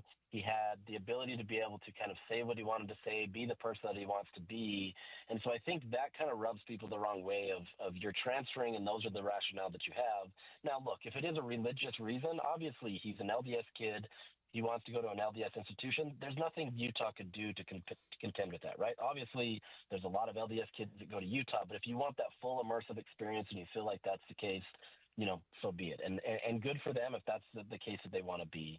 But I think that's kind of where the frustration comes in is like you're saying these things that didn't – it's not like they weren't there at Utah, especially on that front where you gave Keanu all the opportunities to be who he wanted to be. So it's tough, but like you said, at the end of the day, it's one player, you move on. He's a talented kid, and you want to be able to see success for him. Utah obviously wanted to have success for him at Utah. But at the end of the day, Utah's going to find some guys that are going to replace him with, right? And they're going to be able to do what they can. In football, more than any other sport, you can replace one guy pretty big. Outside of maybe a quarterback, and we saw that clearly last year, that it's much harder there. But in football, you can replace one guy fairly easily. Now, if this was basketball, maybe that's a different story. But I just don't see the continued vitriol as being beneficial to anybody. It is what it is. I know their family continues to kind of put it out on Twitter and stuff, and I don't understand that. I think at that point you kind of just drop it. But it is what it is. It's one player. He's a good player, obviously one of the bigger players that they lost in the transfer portal. But I think, Utah's got a good thing going on. This isn't any indictment of who Utah is and who they're losing. It is just the nature of the transfer portal and kind of the era that we live in now. Do you think that the money involved now opens up these players to more criticism than they would have received prior to? Because I don't know that I've asked you this. I've kicked the tires with some other guests, but you've been in media for a while. And, the unwritten rule in college athletics always seems to be like, lay off the kid, okay? Stop cracking on the kid, unpaid, amateur, doing the best he can, 18, 19 years old. But now that some of these players are making seven figures a year, do you think that will open them up to criticism that prior to the farce of amateurism kind of protected them from? Yeah, and I think you've already kind of seen that, right? And I think at the end of the day in my reporting, I don't want to say I want to protect these kids because they're not kids. They're adults. They have agents, at least many of them, the top ones do. And they're making decisions, quote unquote, business decisions to be able to go where they want to play. So I think if these are the decisions that you want to make, that does open you up to that, right? Especially if you're being paid, $1 million or $500,000 from a collective. I think more than ever, those are going to open themselves up to criticism, right? There's a lot of criticism for Aaron Rodgers because of who he is and what he does, but that's merited because of, obviously it's a business. He's making a lot of money. He's the leader of a franchise, that kind of stuff. At this point, we're starting to get there, but I think there's a lot of problems inherently in the world that we live in right now because there isn't a collective bargaining agreement. It is just players going where they want to go and people throwing around cash the way that they want to. And none of it is official in terms of reported and different things that way. And so it makes it much harder. And so I think the easy outlet is just to blame the players. You saw that a lot with Cam Rising this last year, where because he's, expected to make rumored to be about $2 million, him not seeing the field rubs people the wrong way. And if he's not living up to his NIL agreements, and I'm not saying he didn't, but let's say that he's not living up to his NIL agreements now that he's injured, that's only going to add some further, criticism because now these businesses that are paying are frustrated that they're not getting their bargain out of it. And so I think, it's a two-way street, right? A lot of these people that are putting in this NIL money aren't going to pay that anymore. But then on the same vein, these players are doing things for these quote-unquote business decisions, and that opens them up to criticism because they're doing something that's changing the landscape of collegiate sports. And so I'm curious to see how that goes. We're going to see more of that now that schools are paying players soon. I think that's going to open it up to it more. I just think, we're kind of in this messy period for the NCAA where they're this pseudo, professional league without actually being given that title. And we're still living in this, amateurism style that it hasn't really been amateurism for quite a while. So, I'm curious to see how it goes, but I definitely think that these guys are going to be much more open. Not they're open, but you're going to see a lot more criticism from people based on results on the field if they don't live up to those expectations. So we had Ryan McGee on earlier, and we were talking about the new way that rosters are constructed in college football. In a weird way, it really isn't new. There are different terms. There are different mechanisms, and maybe the money that once upon a time was behind the scenes is now in front of our faces.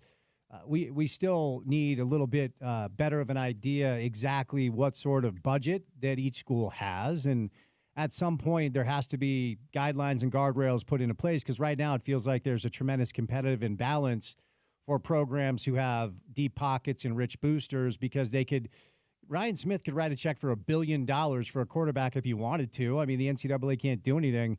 It feels very much like a lot of the pro sports before they were able to figure out competitive balance and hard caps and salary caps and, the NBA right now with the second window, the punitive nature of the luxury tax, penalizing owners if they pay a certain amount of money.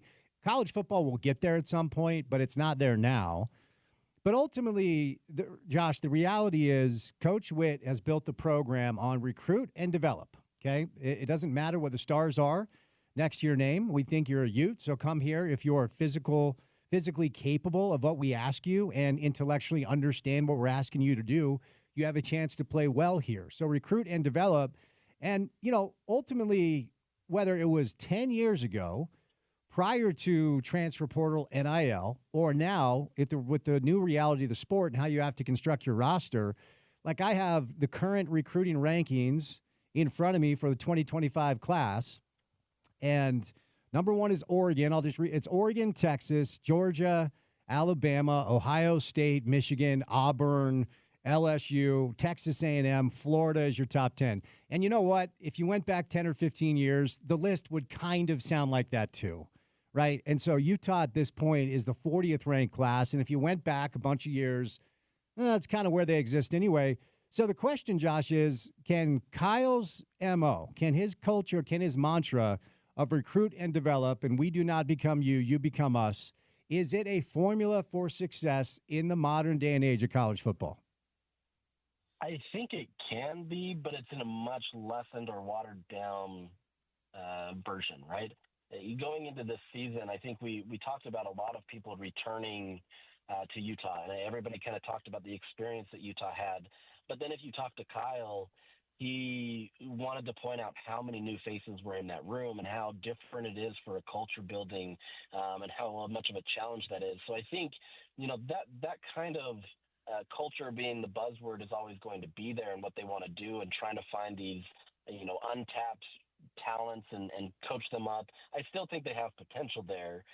But I don't think you're going to have that luxury of being able to keep a guy in your program for 2-3 years as a guarantee, right? I mean, you're seeing guys that even as you've committed them from the recruiting class, you had one that's already asked for out of his commitment. You've had guys that even as they got signed from the transfer portal, you had two guys coming to Utah who they've immediately gone somewhere else. At this point, I think you can only guarantee that a guy is going to be there for a year, and then you have to find a way to kind of bridge that gap with that culture. Obviously, there's going to be guys that stay. There's going to be guys that buy into the system, and they want to be there for 3-4 years. But I think it's going to be so much harder to be able to get those guys to be able to mature and kind of stay within that program, where that culture, that buzzword, whatever you want to use, is going to be much more difficult to kind of work. And at that point, I think that's where you have to develop these leaders of the team that can kind of keep that together. And if they can't, then it's going to be a year-to-year basis where you've got so much different change. You still have the same coaches, you still have the same people, but outside of that, you don't have the consistency of a guy that's been in the program for 2 years saying, give it time, it takes a minute, whatever that may be. You're seeing that in how they've recruited for an offensive coordinator. You see how they've done different things that way, where they're trying to build a system that can be much more plug and play, where they can bring in guys that can get involved. And then as the season develops, maybe that culture develops. But I just don't think it's going to be the same system that Kyle's always had, which is a challenge. And that's where it turns into the arms race for them, that if they don't have the cash to be able to pay for some of these players to come in here, it's going to slowly start putting Utah behind if they can't continue to find ways to make that work. So it is a challenge. I'm curious to see how it all shakes out. I still think we're in the infancy of that kind of stuff. I don't think Kyle wants to be involved in that that much anymore. But I think you're finding people that can have success. That winning does matter. Culture can matter in terms of a team coming together in a year. But at the end of the day, it's going to be a completely different team the next year. All right, one more football thing. We'll finish with some basketball thoughts. Do you view, this might be dramatic, Josh. I'm not trying to be dramatic, but next year, to me, will tell a lot about whether or not Coach Witt's approach is still sustainable in the modern day. Now, it could be a one-off, though, because ultimately this is the first time that we will see a turnover such as this with 41 new faces, brand new offensive staff, essentially all brand new skill position players, some returning players. But this will be the first time, at least from my prism, that we've seen a turnover like this for the Utes. So do you think next year is a fair litmus test as to whether or not this program is still what we all believe it could be? Yeah, absolutely. I mean, I think this is kind of, you can criticize Deion Sanders all you want for how he reshaped the college landscape and trying to turn over a roster, but it's proven that it can work, right? Arizona State's done it. You've got Colorado that's done it. You've had other programs that were able to do it. The question is, how is that going to work in the system with Kyle Whittingham? And like you said, I think this is the year where it's really going to really showcase, can you still have that kind of a culture, and can you still have that kind of stuff while still turning over half your entire roster? So I think this becomes a real challenging year, but I think the key thing there is you've got to find guys that have bought into the program. You can't be chasing recruiting stars, and you can't be chasing these things. I think you saw that a little bit last year, where Kyle was trying to bring in this top talent just to bring in top talent, and they weren't always necessarily the culture guys. And so now you've got to continue to go back into that and still try to get the higher rated players. But at the same time, you're trying to find guys that want to be there. Maybe Utah is the destination that they move up from the G5 ranks, or maybe this is the destination where they're just fully bought into who Utah is. But you've got to invest more into that. The things that Utah has always invested in is being able to be that stuff where you're, like you said, it's you become us, not we become you type of mentality. That's where we have to see that. And if Utah can succeed in doing that this year with guys that have seemingly come in and are ready and bought in, I think this can still work. But it's a very short timetable, and you've got to hit on it. If not, it's going to be blown up, and you've got to be questioning what Utah can do to kind of get an edge moving forward. All right, few minutes left here, Josh. Let's do a little basketball. And, Craig Smith is a prince of a man. He's a good dude. He's won wherever he's been. And I feel bad for him because I don't know that this is a coaching problem. I mean, again, for a guy that's won at every stop of his coaching life, I have a hard time believing he suddenly forgot to coach. But there is a massive talent gap that has manifested itself over the first couple of games, one at Baylor, one home against Texas Tech. They're at Iowa State tomorrow, the number 3 team in the country. And so I doubt it's getting better anytime soon. And I hate to kind of dovetail this into a conversation, concerning the entire athletic department as to whether or not they have a real issue with leadership or NIL. But the fact of the matter is, barring something that I am not seeing, and I've watched both the Big 12 games and a bunch of the preseason stuff, this is going to be a year where even getting 1 or 2 conference wins is going to be problematic. It is college basketball. Upsets happen. I'm not predicting they go winless. I'm just saying over the first couple of games, they have not even looked like they're on the same level as their Big 12 opponents. So takeaways so far, and is there a tidbit of hope that you can offer that right now I'm not seeing? Yeah, I mean, I don't know that I can paint that optimistic picture, right? I mean, I think Craig Smith was put in a very difficult spot because he came in the era of NIL, and quite honestly, Utah just hadn't invested that much in basketball for NIL. They don't have the money. You don't have a Huntsman, that was bankrolling a lot of what Larry Kraskowiak was able to do or what previous teams were able to do. And so you've kind of got a situation where you're trying to build something with far less resources than maybe other schools. I mean, the fact that an Iowa State can go be the number 3 or 14, whatever they are ranked today, I can't remember now. The fact that they can go be ranked that high, it's not like people are just flocking to Ames, Iowa because it's a beautiful place. I'm sure it is, but it's not, money talks. And so I think that has been a big problem for Utah is they haven't invested in it the same way. And so I'm not saying that money is suddenly going to be the cure-all for other problems because that's not. But I think Craig Smith is still a good coach. Like you said, he's won everywhere he's gone, obviously did well at Utah State, and this is pre-NIL era, but he's done well. The problem is there's just so many things kind of compounding on Utah that they don't have the money. They're trying to be able to get into a conference that is incredibly difficult and still trying to build. You're also coming to an environment at the Huntsman Center where, for the most part, there just isn't a ton of engagement and a lot of support where it just kind of collapses on itself and it becomes a problem. I mean, it was a shocking contrast to be able to go to the Red Rocks, which sells out almost every single game or match, and you have every single one of these seats full, and the place is exciting, and there's an energy in there to be able to go to a Red Rocks meet and be able to have it. Granted, they've been on a consistent streak for 50 years. But then you come the next night to the men's basketball game, and 5 minutes before the game, it's, half the seats are empty. It filled out eventually, and it actually became a much better environment than I thought it would be. But there's just not a lot of excitement throughout the timeouts. There's just not a lot of energy. And so there has to be something more done at Utah that's beyond just what Craig Smith does, right? You've got to be able to get people invested, and you've got to be able to get them engaged into the game, or else they're not going to come. We're already seeing that they're not going to come, and it's a very apathetic feeling with this fan base that I see it on Twitter where they say, I'm not going to come until they start winning. Well, partially getting those wins is by having fan support, and so it's this chicken or the egg argument of who's supposed to kind of blink first to be able to help this program grow. And so I just think there's just so many things going for Utah that it's tough to be optimistic about where it's going. The women's basketball team, yeah, you can be optimistic about that. They're in the top 25. They've gotten support. People are excited about it. They've got good coaching. It's a different era in terms of NIL for women's sports. But at the same time, you've got to be able to do something, or else this is going to continue to be at the bottom of the barrel. And, there comes a point where people are going to look at this and say, do we even care about men's basketball? And I don't think they do, but at the same time, it's getting to that level where nobody really cares about it because it's just been such a mess for so long. You referenced the women. Gavin Peterson, of course, friend of the show, taking over for Coach Rob. They're off to a 3-0 start in conference, 12-2 overall.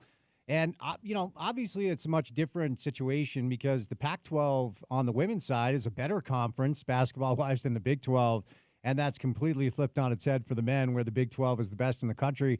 But before I set you loose, what stands out most about the start of the season for Gavin's Utes? Yeah, I mean, I think this is a team that they have a lot of consistency together. They've played together forever, and even when you add in some of these new pieces, they were able to buy into that system. You've got great coaching. You've got players that work together. This isn't just a one-person show, even though Gianna Neepkins could do that. you have different players that can go off on every single night, like you saw last night with Maya Torre. It's a team that maybe they don't have the star power that you had with Alyssa Peely, but it's a collective effort that really has them doing well. So really exciting time for them. They're newly ranked into the AP Top 25. They're going to be playing Kansas State this week, which is ranked number 12 at the Huntsman Center. So I think it's a fun time to be, if you really want to invest in basketball, maybe you turn your attention to women's. It's a fun brand of basketball. They shoot a lot of three-pointers and make a lot of them. It's a fun game, and if you haven't given it a chance, honestly, it's really fun to be able to watch this team work together. All right, Josh, thanks for the time, man. Have a great week. Getting back at it, and we'll chat soon. Sounds great. Thank you. All right, Josh Furlong covers the University of Utah for KSL, joins us on a pretty consistent basis. Does good work, man. Get him on social at JFurKSL is where you find him. All right, Amy Donaldson's going to roll by coming up on the other side. We'll get back to some college football in just a bit. Let's welcome in Ryan from the Dish Pros. New year, new budget, save some money. You can do that by calling 801-424-DISH with your wireless situation, your internet, and cable TV as well. What's going on, Ryan? And this is an easy thing to do. Pick up the phone and call us. Take advantage of our offers. Guys, I've got gift cards I can line you up with for a few $100. I've got a promotion where the price stays the same for the next 2 years. And if you haven't noticed, your cable bill, it went up. It may have gone up maybe a couple times in the past few months. Guys, stop overpaying. Upgrade, get the biggest, fastest DVR out there. If you're looking for the best TV solution, look no further. Call and get set up with the Hopper with Dish. It has your streaming apps built into it. It works on all your TVs. Super simple to operate. Plus, you've got the best DVR out there, which is fast and fluid, easy to use, and you won't miss any of your content. Call us up today and get upgraded, and we'll throw in dinner at JCW's. Ask about our great internet options, too. I've got some with a gift card offer. I've got fiber in areas at $35 a month. Guys, if your fiber bill just jumped and went up 20% and you're spending $70, $80 a month, call us. Maybe able to pay a different provider using the same fiber. It sounds crazy, but that's kind of how it is these days. There's a lot of these services that are deregulated, so call us. 424-DISH. It's 801-424-DISH. All right, there he is, Ryan from the Dish Pros. Amy Donaldson is our guest. Coming up next right here on ESPN 700.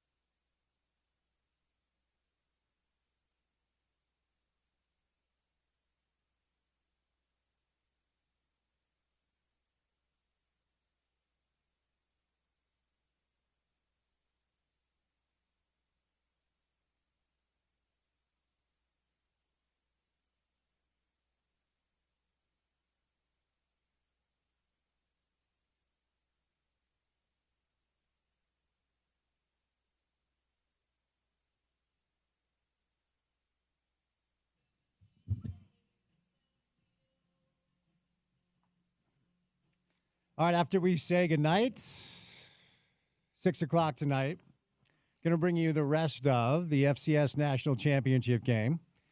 North Dakota State versus Montana State. You tuned in? You ready to roll tonight? Oh, you know I am. Well, no, here's the thing. I mean, I usually wait for the all 22 of this game to watch.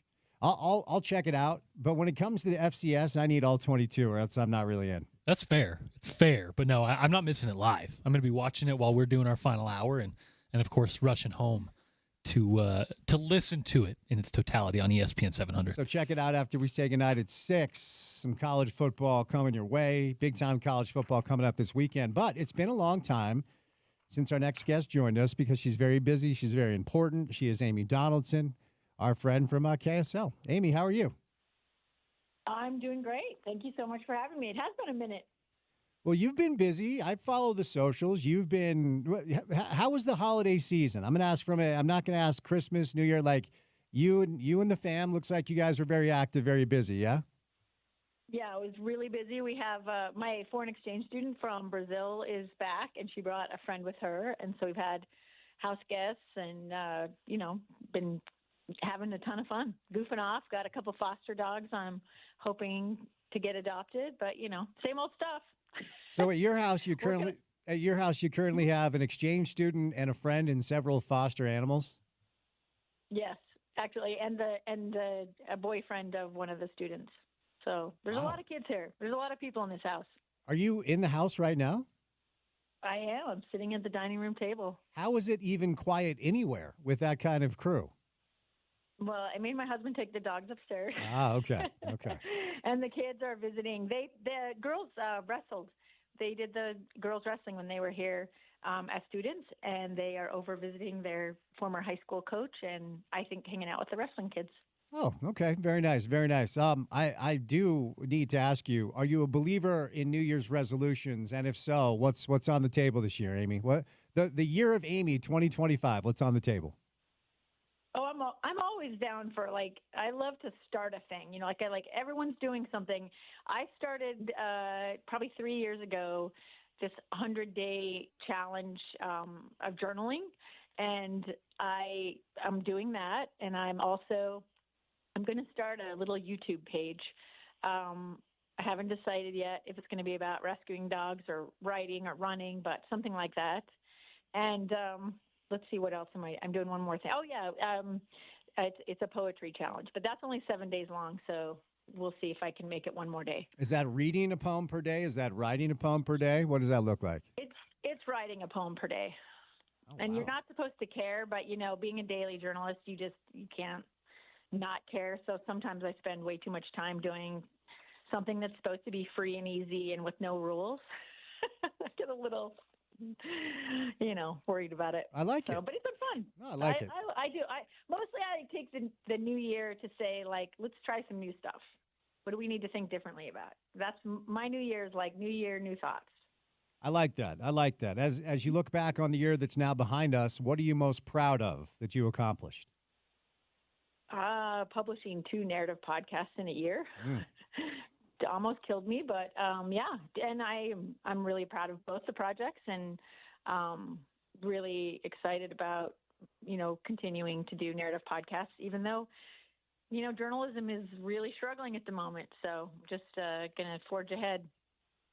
That's all you can do, Amy. That's all you can do. All right. I want to bring you into some of the, go ahead.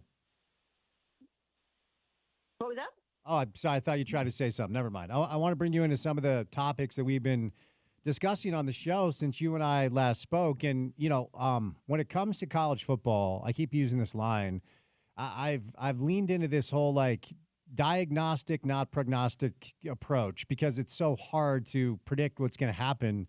It's so hard to predict what this sport is going to look like even as soon as next year. And we're in this weird space with Utah football and, quite frankly, Utah athletics, with a few notable exceptions. But, Utah football coming off this year that caught everybody off guard, including them up there. And, of course, the injuries were the main deal. But ultimately, 2-7 in conference, 5-7 overall. And as you know, being in sport in this market for a number of years, Coach Witt has built his program on simply recruit and develop. And it doesn't matter what the stars are next to your name. It doesn't matter how highly recruited you are. coming out of high school, and they're going to have 41 new players, Amy, at least. That's the number now. It's 16 portal additions. It's 25 freshmen. And I just have to wonder whether or not, and look, Kyle, in a way, has become a victim of his own success because expectations are different now than they were a generation ago, and that's because of what he's done up there. I do think this year is going to be an interesting case study on whether or not this model is still working or whether or not they're going to have to pivot a little bit. What do you think? Well, I mean, I guess a logical continuation of that thinking is, what if he's still as good as he ever was at developing players, he and his staff? And I love the additions he's made to his staff. But what if they're as good as they ever have been, and they develop these players, and then they take bigger money, better deals after next season? So I think the thing that's changed is money and this sort of semi-pro landscape, and that's going to continue to change, and the money's going to continue to be more and more an issue. And I don't know what the solution is. I remember when Utah opened their big, it's technically an athletics facility, but let's be honest, it was basically for football. I think the cafeteria allowed other athletes to come in, but it was the football facility, right? And, it was just an unbelievable building at the time, and everybody was like, oh my God, this is going to change everything. Nobody's ever going to BYU or Utah State, or if they have the option of coming here.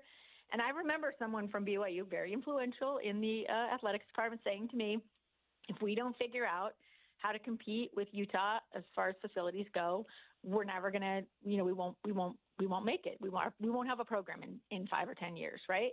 And I think that it's just remarkable for me to have heard that and then see what's happening now, because it's completely shifted.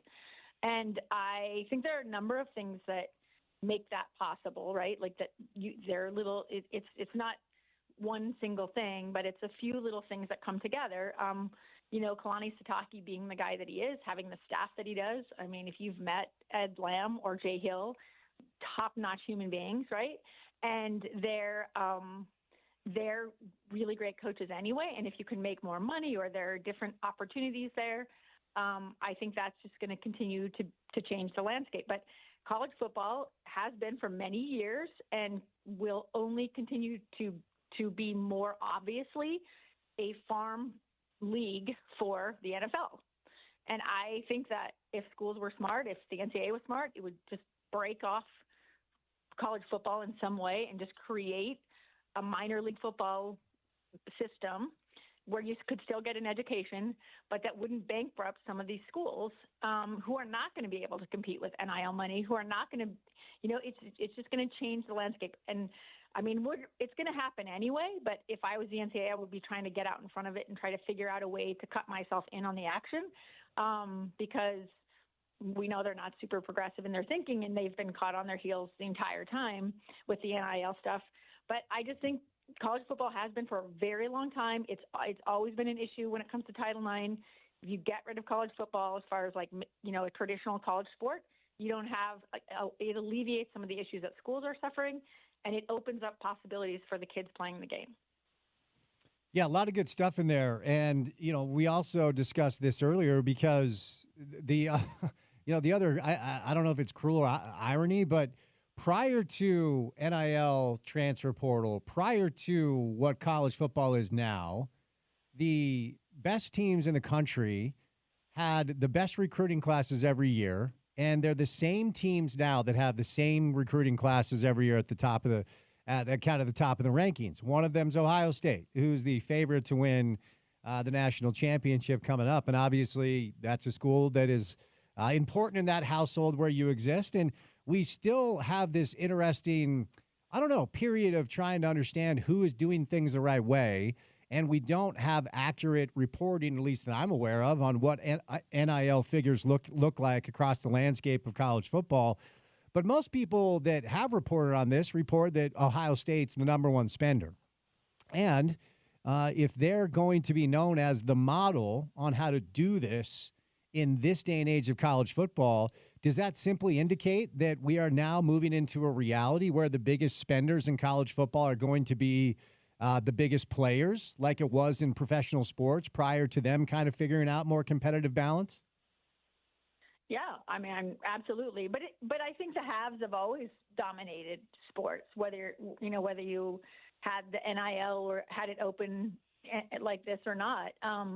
If you can offer more to the kids, whether that back in the day was a better education or, alumni support where kids could get jobs while they were in school, or maybe they would get a booster could fly in a family or something like that. So there's always been ways around the rules. And when you said, I loved at the very beginning of this, you said, what is the right way?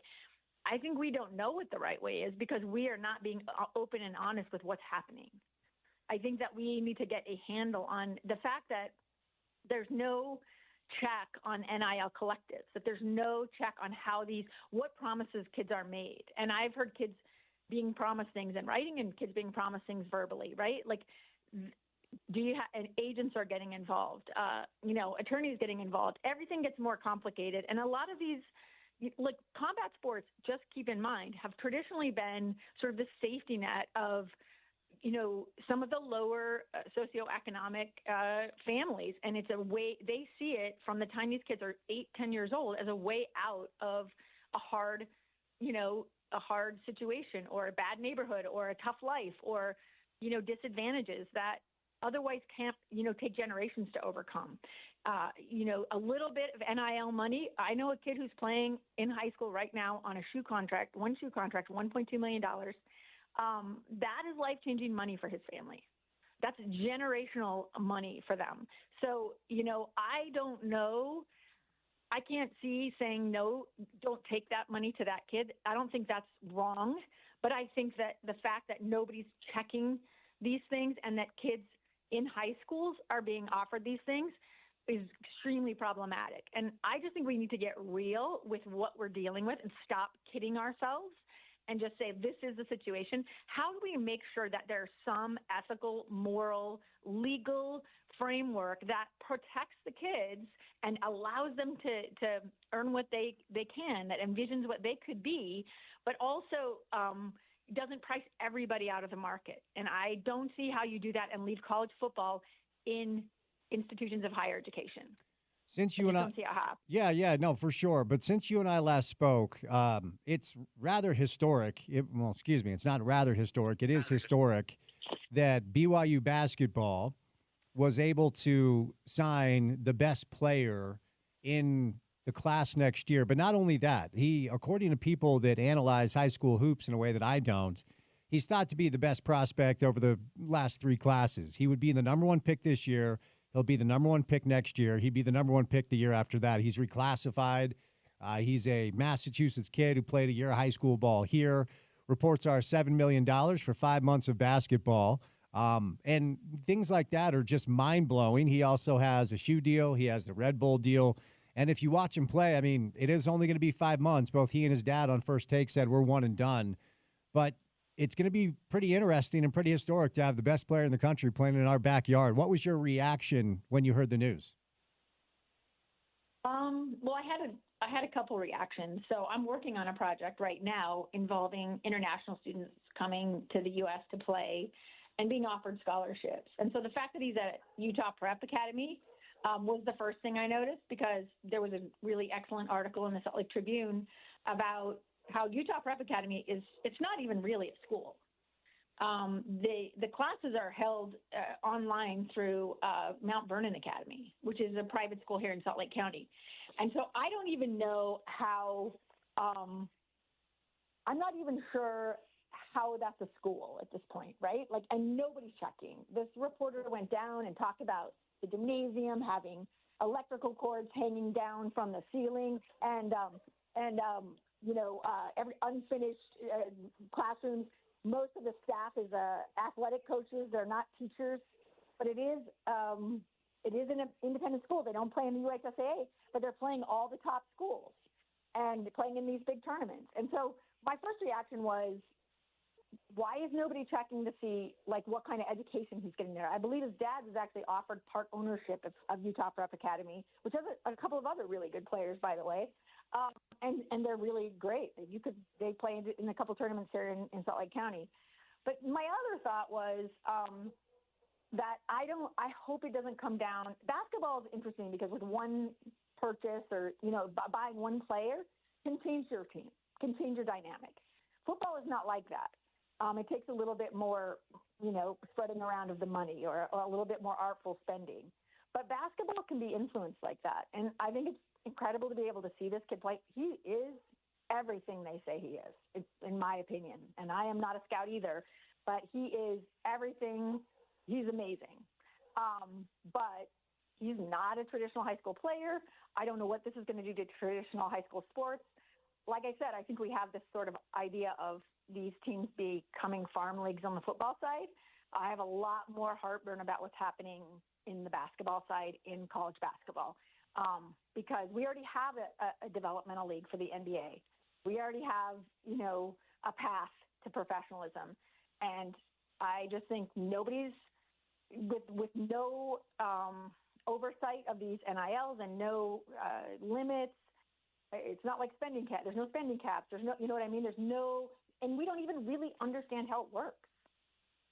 People can make any accusation they want. They can make any claim they want. Nobody can check it. Nobody can look into it.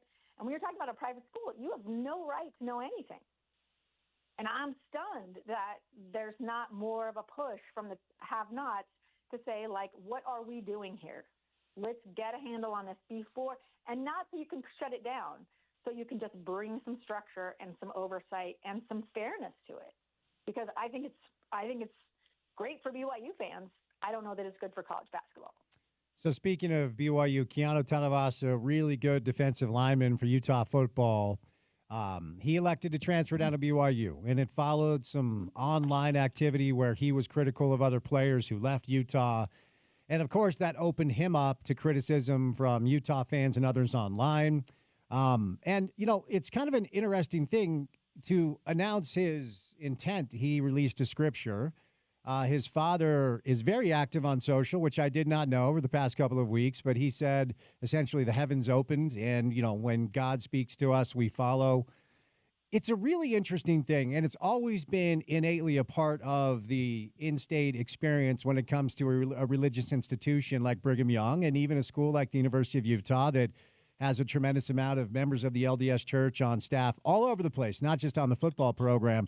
And, I don't know what you're supposed to say. And I do know that the Utah football coaches were informed of Keanu's decision a few weeks before it became public, and he did use the line, "This is God's will" type thing. Like, God wants me to go do this.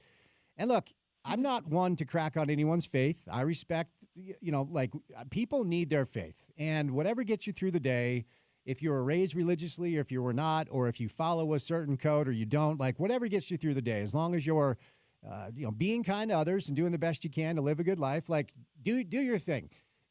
It's not certainly only a BYU thing. Don't get me wrong. It's not only a Utah thing, but it's an interesting, and we had Stevenson Sylvester on last week who spoke pretty passionately about how adamantly against he is kind of throwing that out as a smokescreen, like this is God's will, and so you cannot question my decision-making process.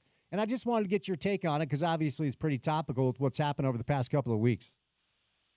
Yeah, I mean, I guess I don't see saying that this is God's will for me. This is my answer. I prayed about it. This is what I think. I don't think that's a smokescreen. I can still criticize you. I can still say that I don't think God wanted you to go. I mean, I don't think it relieves you of criticism. I think there are people who don't want to criticize someone who said they prayed about it and this is what they think they should do. I'm not one of those people because I've made decisions where I used prayer to help guide me, and it's not the only factor. There are other factors involved besides, unless he says, I heard God's voice and he's like, sorry, you can't stay at Utah. You have to do what you don't want to do and go to BYU. That's not what happened. I don't think it's a smokescreen. I think I'm going to take him at his word that he's sincere. It doesn't change for me that he went because of money, that money was a factor, that being able to earn money, that being able to open himself up to other opportunities, just like those kids who go to Ohio State. That alumni fan base, you will never be unemployed. You will never want for anything. They will take care of you. And that's very similar to BYU. I would say BYU is an extremely passionate fan base. I heard you talking to Josh about sort of the loss of interest in men's basketball at Utah, and that's never going to happen in any program at BYU. So there are a lot of reasons. I don't see it as a smokescreen. it's certainly not. I don't see it as a shield either. I'm going to still criticize you. If I want to criticize you, like, I think at the end of the day, these are personal decisions. And if he's making it, even if he's making it because it's the best financial decision for him, good for him. I think coaches do this all the time. And I have had this beef for many years. They do what's best for themselves. And nobody, well, just until recently, we just lived with it. So if kids want to do this, that's fine. Again, the problem for me isn't them doing this. My problem is we are not acknowledging the reality we're dealing with. And so this is going to continue to happen. And instead of criticizing the individual decision or the individual issue, like, let's take a step back and say, what kind of landscape do we actually want for college football? What do we want things to look like? What is the most fair and what gives everybody the competitive opportunities, educational opportunities, financial opportunities? It's limiting to say that we're in this system that's flawed and just keep criticizing individuals who are working a flawed system. I don't blame a kid. If someone offered me millions of dollars to go play for them, I would take it. I would take it tomorrow. Especially this money is life-changing money, and probably not just for him, but for his entire family. And I think you would be stupid to pass it up, especially in a sport like football, where you do not know if you are going to have another day. It's a combat sport, so take the money, play when you can, get paid while you can, when you can. They have the worst professional league contracts, I'm convinced. But again, I hate what it's doing to college football. I want us to be real and fix this, and I think college football needs to not be college football anymore, or it needs to be separated. It would annihilate all the unfairnesses in Title IX. It would allow college football to be rethought and creatively find some solutions that serve everyone, and it might actually prolong the competitive. I think I've loved the college football playoffs. I think it makes the best art. This college football playoffs have made the argument that this is what we needed all along, and we need more teams in. BYU should have been in the play. There should have been a wider, playoff field. But that can't happen if we don't reimagine what college football looks like. All right, last thing, I'll set you loose on this. And we've talked to you about Caitlin Clark in the past. She was named Time Athlete of the Year. And this feels like one of those seminal moments for a sport that has long been trying to find traction as far as attention with the landscape of sport consumption in our country. In 27 years, the WNBA has been around. They attracted more than 54 million unique viewers across all platforms, which smashed a record. Attendance jumped almost 50%, 48% in 1 year. Her final game that she played against South Carolina averaged 19 million viewers. That's the second most watched women's sporting event besides the Olympic Games. So I just wanted you to kind of put this into context for us. This, as we look back, I also want you to help us understand if you think this is a moment in time or if this will continue to bring the attention that it's brought. But if you are a fan of the WNBA and women's sports, you look back on 2024, you're going to talk about Caitlin Clark. Absolutely. I think it is the beginning of a movement. I don't think it's just a moment in time. And the reason it's not a moment in time is because this was all prompted by the NCAA getting called out for giving women's basketball the short end of the stick forever, for decades. They didn't even let the women use March Madness to market their tournament. They didn't give them the same resources. But once that investigation came out and said, hey, not only is there so much more money and interest out there that wants to be part of women's basketball, the NCAA is just not interested. They just didn't care. They said, we're not subject to Title IX, and so we're not going to abide by it. And so once they were called out for that, and that got rectified, and I think this is the third year, maybe it's fourth year, that we're going to go into March Madness with the women on equal footing, I think you're just going to continue to see women's basketball grow in popularity, and you're going to see more money. The reason you don't have the problems on the women's side that you have on the men's side is because that money hasn't trickled down yet, but it's coming. And so I have come to believe that this is the wave, and we're riding the wave. And it all, in my opinion, came from the NCAA being outed for how they were holding women back. They were holding women down. If you let it grow from the roots up, then it blossoms at the top. And I think the women have shown themselves to be really intriguing stories. I saw Caitlin Clark on the New Heights podcast, an hour long and a fantastic interview and super funny. And I think she has a bright future. I think these other women have bright futures. And it's going to be really fun to see women's basketball actually grow the way it should have grown had the organization that was in charge of college basketball not held them back for decades. That's Amy's opinion. Little classic Amy rant on a Monday. Nothing wrong with that. All right, my friends. Been too long. Of course, reach out if we can do anything, and let's get you in studio soon, okay? Appreciate it. Thank you so much. All right, Amy Donaldson, KSL, at AD on Sports is where you find her. Did a great RSL podcast this year. Excited to see what she has in the cooker coming up this year. So appreciate her time. We'll catch a quick break. We'll do an hour of college football prior to the FCS National Championship game. NDSU taking on Montana State. But before we break, Ryan from the Dish Pros. New year, one of your goals, save a little money? Well, call the Dish Pros, see what he can do for you. 3 different areas, your wireless, your internet, and your cable TV. 801-424-DISH. What's going on, Ryan? Spence, Happy New Year. Thanks so much for having me on. And, you as well. We're doing, it's a great year because guess what? It's more ways we get to save people money. Guys, the promotion's just getting better and better. Call us up today. Listen, you see that cable bill increase? Do you see how much more you're paying? Or did you see how much YouTube just essentially just massacred their billing by this massive rate increase? Same price to get Dish now, and faster, bigger DVR, auto hops commercials. You got a voice remote. You get also a remote locator built in with every single receiver. Plus, you have access to your DVR anywhere. And guys, here's the thing. There's no DVR that competes with Dishes because it's just so fast. And the ability to skip between football plays, or even how about every time an NBA team walks up to the free-throw line, you can use these services and speed up your process to watch the content you want to watch. Call us up and upgrade. Get the best DVR. We've got a great 2-year promotion.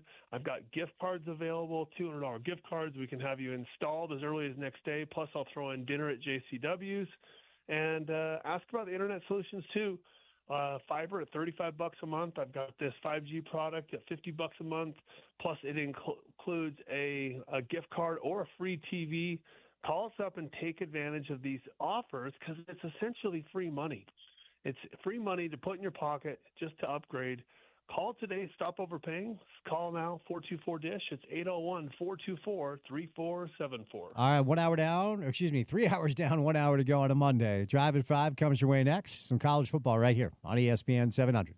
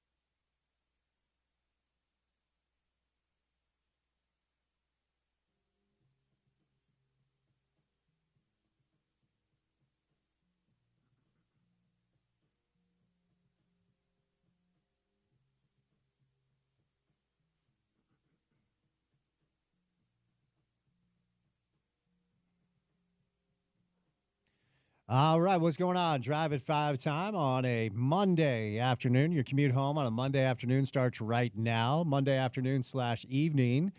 It is cold. It is gray. It is cloudy. It was snowy this morning. No snow this afternoon. And as it is every day, it's good to have you with us on the program. If you have just relocated to our state, first of all, welcome. Hello, how are you? If this is your first Utah January, look outside. This is kind of the deal. It's how it's going to be for the next little bit. I am not allowed to wish you a happy new year because the statute of limitations expired on Friday, according to Larry David, but it is our first Monday of 2025. So if you're back at work after a long stretch off, hopefully it went okay today. It's kind of an energetic day that can drain you a little bit. But back at it on the program today, we've had a really lively show with a lot to get to on the program, a great weekend of pro football. Behind us, incredible Sunday night game between the Vikings and, of course, the Lions. And now we have what should be a really fun wild card weekend ahead in the world of pro football.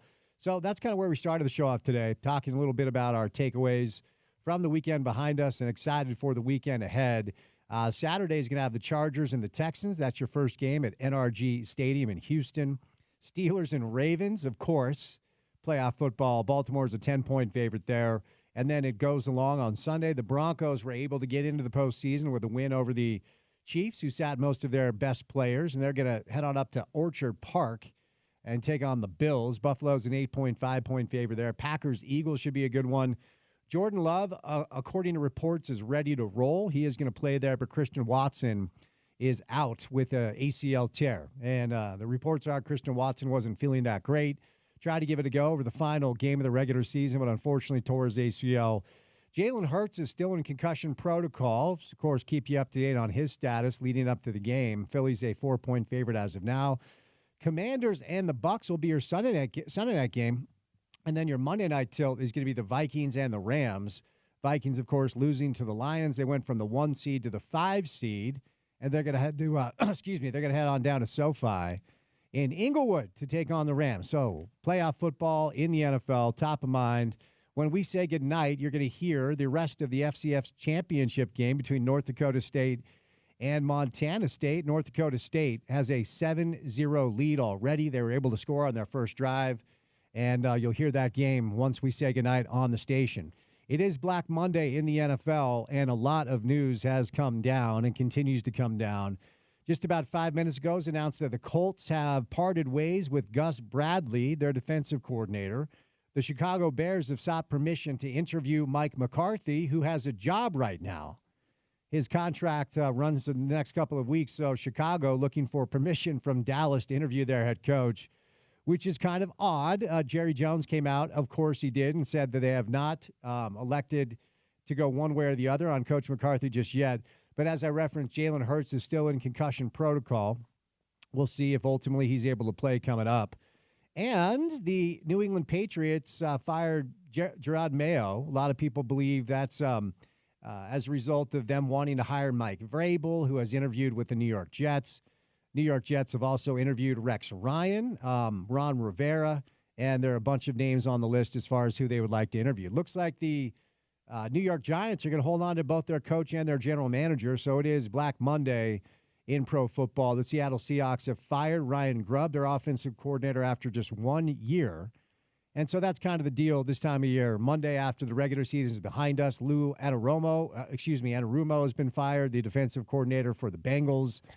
And that's the bulk of the news coming down on the Black Monday of the NFL season, as is wants to do most every time, this Monday, this time of year. So Jazz are in action tomorrow night. They're going to welcome in an old friend in Quinn Snyder. The Jazz were able to head on down and grab a couple of wins in Florida, one over Miami and then one over the Orlando Magic. Orlando, unfortunately, after an incredible start to the season, they've just suffered a tremendous amount of injuries, and they're without Jalen Suggs, they're without Franz Wagner, they're without Paulo Banchero, and the Jazz tried to rest like half of their rotational pieces, but they were able to still get that win.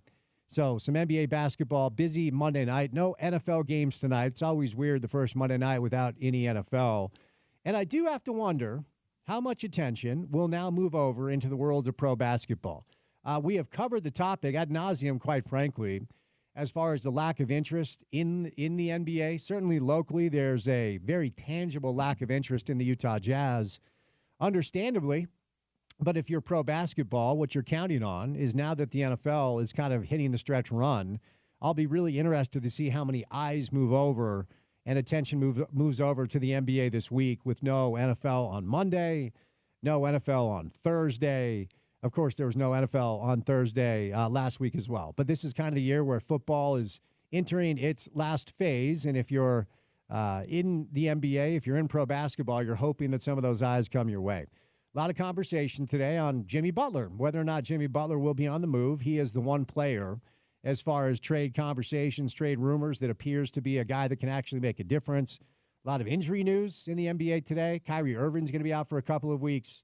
Jonathan Kuminga is going to be out for at least 3 weeks. And the teams in play for Jimmy Butler appear to be the Phoenix Suns, the Memphis Grizzlies, and the Milwaukee Bucks. We chatted with Tom Haberstroh a little bit earlier about this dynamic, and then launched into a conversation about what the Jazz could do coming up prior to the trade deadline. I don't know how active they're going to be. It just pertains to, comes down to and pertains to what sort of value can they receive for some of the vets on the roster. There are a lot of people that cover the league that write quite a bit about Walker Kessler trade rumors. I think at this point, it's safe to say that Walker's probably played his way into a conversation about not just being a part of the nucleus for this team this year, but potentially moving forward. They've already picked up his rookie option. He's under contract. But year 3 for NBA players, it is a massive, massive year. And especially for a guy like Walker, who had a really dynamic year 1, kind of caught people off guard, and then a very, very disappointing year 2. But he's answered every question and then some in his 3rd year as a pro. And so I would imagine Danny Ainge, Justin Zanuck, not even interested in taking phone calls for Walker. And if they do, that ask is probably going to be, according to what Tommy said earlier, at least a couple of first-round picks. And I'm not sure I would do that, even if I'm Danny, even if I'm Justin. Walker at this point fits the timeline. He's a very young player who still is trying to find his way. He's only 23 years old, and he has been the main bright spot. We know who Markkanen is. John Collins is having a career year, which is catching a lot of people off guard. If the Jazz are going to make a move prior to the deadline, John Collins and Jordan Clarkson, the 2 names I would look at. Even Colin Sexton, who I think they would move for the right price, still is a relatively young player. And there are times where they need Colin's shot making off the bench and his instant scoring off the bench. And they probably waited a little bit too long to trade Jordan Clarkson. They elected to re-sign him a couple of years ago, kind of rewarding Jordan for being more of a culture builder piece, juxtaposed to the player that he is now. At one point, Jordan was the 6th man of the year in the NBA for this Utah Jazz team. And he will leave the Jazz with most of their bench records as far as three-point shots and scoring and such. His value was probably at an all-time high then, and now it's probably just a little bit too long. I don't think they can get a first for him. But ultimately, what will the Jazz do prior to the trade deadline? Or are they fine? And I think they might be with the makeup of this team, because there is a case to be made that they're actually handling this tank thing, and that's what they're doing. Sorry, they don't like it when you say it. They're handling it perfectly. They're doing a really good job. Now, should have done it a few years ago, but now they've leaned into it. And even though they've been better as of late, they're still 9-25. Their net is -7-1. That's 3rd worst in the West. And they are getting these young players experience. I wondered whether or not Will would just continue to play the young players through mistakes. And early on in the season, we saw a healthy dose of Patty Mills. And I'm like, why? What exactly are we doing? Patty's a good piece to have on your roster to be around the team throughout the course of their travels, throughout the course of practice and such. But there's no reason to play Patty Mills NBA minutes. I mean, he is far past the prime of his career. And so Keontae, Bryce Sensabaugh has been great as of late. Obviously, unfortunately, Taylor with that horrible early season injury. But Walker Kessler, Bryce Sensabaugh, Kyle Filipowski when he's been up here from the G League team, Cody Williams, who has bounced up and down from the G League team, Isaiah Collier. Will really has decided to play these young players through a lot of their mistakes.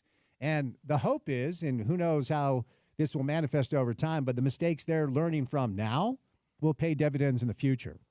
So Jazz basketball, NBA basketball kind of moving over to top of mind, while still one eye on college football with the semifinals. 4 teams left standing. 4 of the 7 winningest teams in college football history are left in the bracket. All 4 of these teams have won a national championship prior to. Then, of course, wild card weekend in the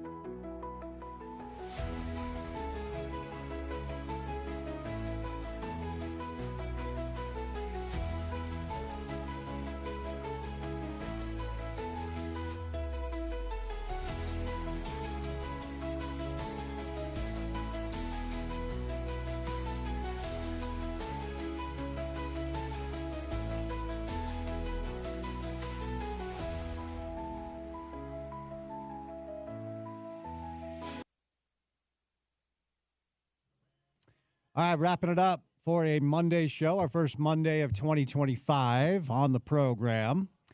Hope you're off to a good start to your new year. Are you still holding fast to your New Year's resolution? It's only been 6 days. How we doing? Checking in. Porter, are you still on track for your, I don't know what they are, but 6 days in, are you still okay? I didn't make any like grand resolution. Not one? Not a single one? Kind of. See, the key is to set resolutions that you don't have to measure every day. So, for instance, I want to read 1 book a month. There you go. That's fine. Have you read 1/5 of a book yet? I have not, but I have until February 1 to read a book. So, like, that's the type of resolution you want to. I'm all about don't set yourself up to fail. Right. I'm all about setting expectations and making sure that, you don't set yourself up to fail. Well, in not setting a resolution at all, I think I've accomplished that. You're not wrong. I'm not going to fail. Maybe you're onto something here. Maybe you should start an app, make a bunch of money. Just here's your New Year's resolutions, but we're going to delete them so you don't have anything to worry about. Download my app, don't set a resolution, and therefore you won't fail. And we'll congratulate you on December 31st. Yes, indeed. By the way, are you following this Park City Ski Patrol strike situation? In the way that I'm like a Park City local and all my friends and family and everyone are like involved in that, yes. I'm not like, following it up to every story and every minute, but that's kind of my community. So I'm very much up to date a bit. Seems like it's no bueno. I mean, it seems like a lot of people, a portion of the mountain is closed. A lot of our tourists show up and they're very turned off with the experience. And not to say, the most important thing is it seems like these ski patrols the ski patrol members aren't even being paid a living wage. And it's the entire resort kind of the seasonal worker is a job that a lot of people take because it offers them a pass. It offers them free time in the summer, right? And because of that, they are often taken advantage of by being paid like $10, $15, $20 an hour or less. That is the case with the ski patrollers. But the other thing here is that ski patrollers aren't like 18-year-old kids who are just working a seasonal job. These are people who are like legitimately trained first responders with that kind of qualifications. And, avalanche control, all of this stuff that they have to go through years and years of training for. And then you actually look at what they do for a living, and it's not easy. It's not just skiing up and down the hill. So yeah, they're going on strike, and the timing of it, doing it during the holidays, it's hitting Vail really hard. But as I've talked about online a little bit, Vail has come in and completely changed the way that mountain operates. Cleaned out resort staffs, cleaned out restaurant staffs, closed restaurants on the mountain, and then try to operate at a very minimal overhead while making record profits. And none of their employees can afford to live in Park City. So it's going to come to a head at some point, and it seems that this week is one of those moments. Private equity, man. It's private equity. Vail was bought in 1997 by Apollo Management, right. And they bought a bunch of mountains. They bought a bunch of resorts, and suddenly the affordability of skiing was out the window. The Epic Pass. I mean, I think a day pass in Park City is like $330 now. It really started with this takeover of Vail in 90. It's private equity money, man. That's the root of all this. And it's Vail who is also a large stakeholder owned by BlackRock and Vanguard and the big guys, right? And the other thing there is, Spence, they have bought Main Street essentially in Park City. Up and down that street, Vail owns properties that all of those businesses, those restaurants they lease from. They own a bunch of Airbnbs and private homes in those places that, hey, your people could be living at, but instead they, no one lives at those homes. They're just rented out for a couple of weeks during the year when people are here to ski during Christmas. And again, that's something that's going to come to a head as well. And we're seeing the realities of that. Mountains don't work without a functional ski patrol. They just don't. So hopefully you can get these people the money they deserve. In a way, their job is thought to be a little bit like this job where they just say, like, people say, well, your job is fun, you shouldn't be paid for it. It's like, well, hold on a second. Right. We all have to put food on the table. And some of the data I've read about what they pay these people, I didn't really know. And if it's the case, like, that's below the poverty line. You can't maintain a healthy lifestyle. Especially in Park City, Utah, where, as you mentioned, all that private equity has bought up all those homes and are renting it out to people who are on vacation. It's impossible. And it's at a point now where, unless like we see like actual step in from number one, the people who are making these deals, but also government entities, whatever it may be, it's just going to get worse and worse. And when your legislator is all real estate agents, I guess that's what you get. There you go. Rant over. We're on the side of the patrol. Take care of our people. All right, Porter, let's get out of here. We got a little Montana State, North Dakota State FCS National Championship coming up next. What comes our way on a Tuesday edition of the show? Yeah, not before the FCS National Championship game, which comes your way right after this. But tomorrow, we'll chat with Sean Mooney, talking some Utah hoops. Sorry, we got to do it, but we'll get the latest there on a game day for Utah basketball. Tim McMahon for your NBA Daily Assist. We'll turn it over to some college football NFL chatter with our guy Scott Mitchell, back from hiatus, and then Belle Frazier catching up on the latest with the Utah Hockey Club, and we'll go from there. Good stuff. That'll be a fun Tuesday show. We'll say goodnight for this Monday, and a very special thank you today to Ryan McGee, Tom Haberstroh, Josh Furlong, and Amy Donaldson for the sound you may have missed from the show. Head to the website. It's ESPN700sports.com. Make sure to download our mobile app and take us on the go. ESPN 700 app, that's available in the App Store, the Google Play Store. Check out our podcast page. It's called The Drive with Spence Checketts. Subscribe, rate, review, say nice things. Give us all the stars. It helps. He's Porter. I'm Spence. Say goodnight. Enjoy a little college football coming up next. We'll talk to you on a Tuesday Drive right here on ESPN 700 92.1 FM. Proud to be a part of the Utah ESPN Radio Network.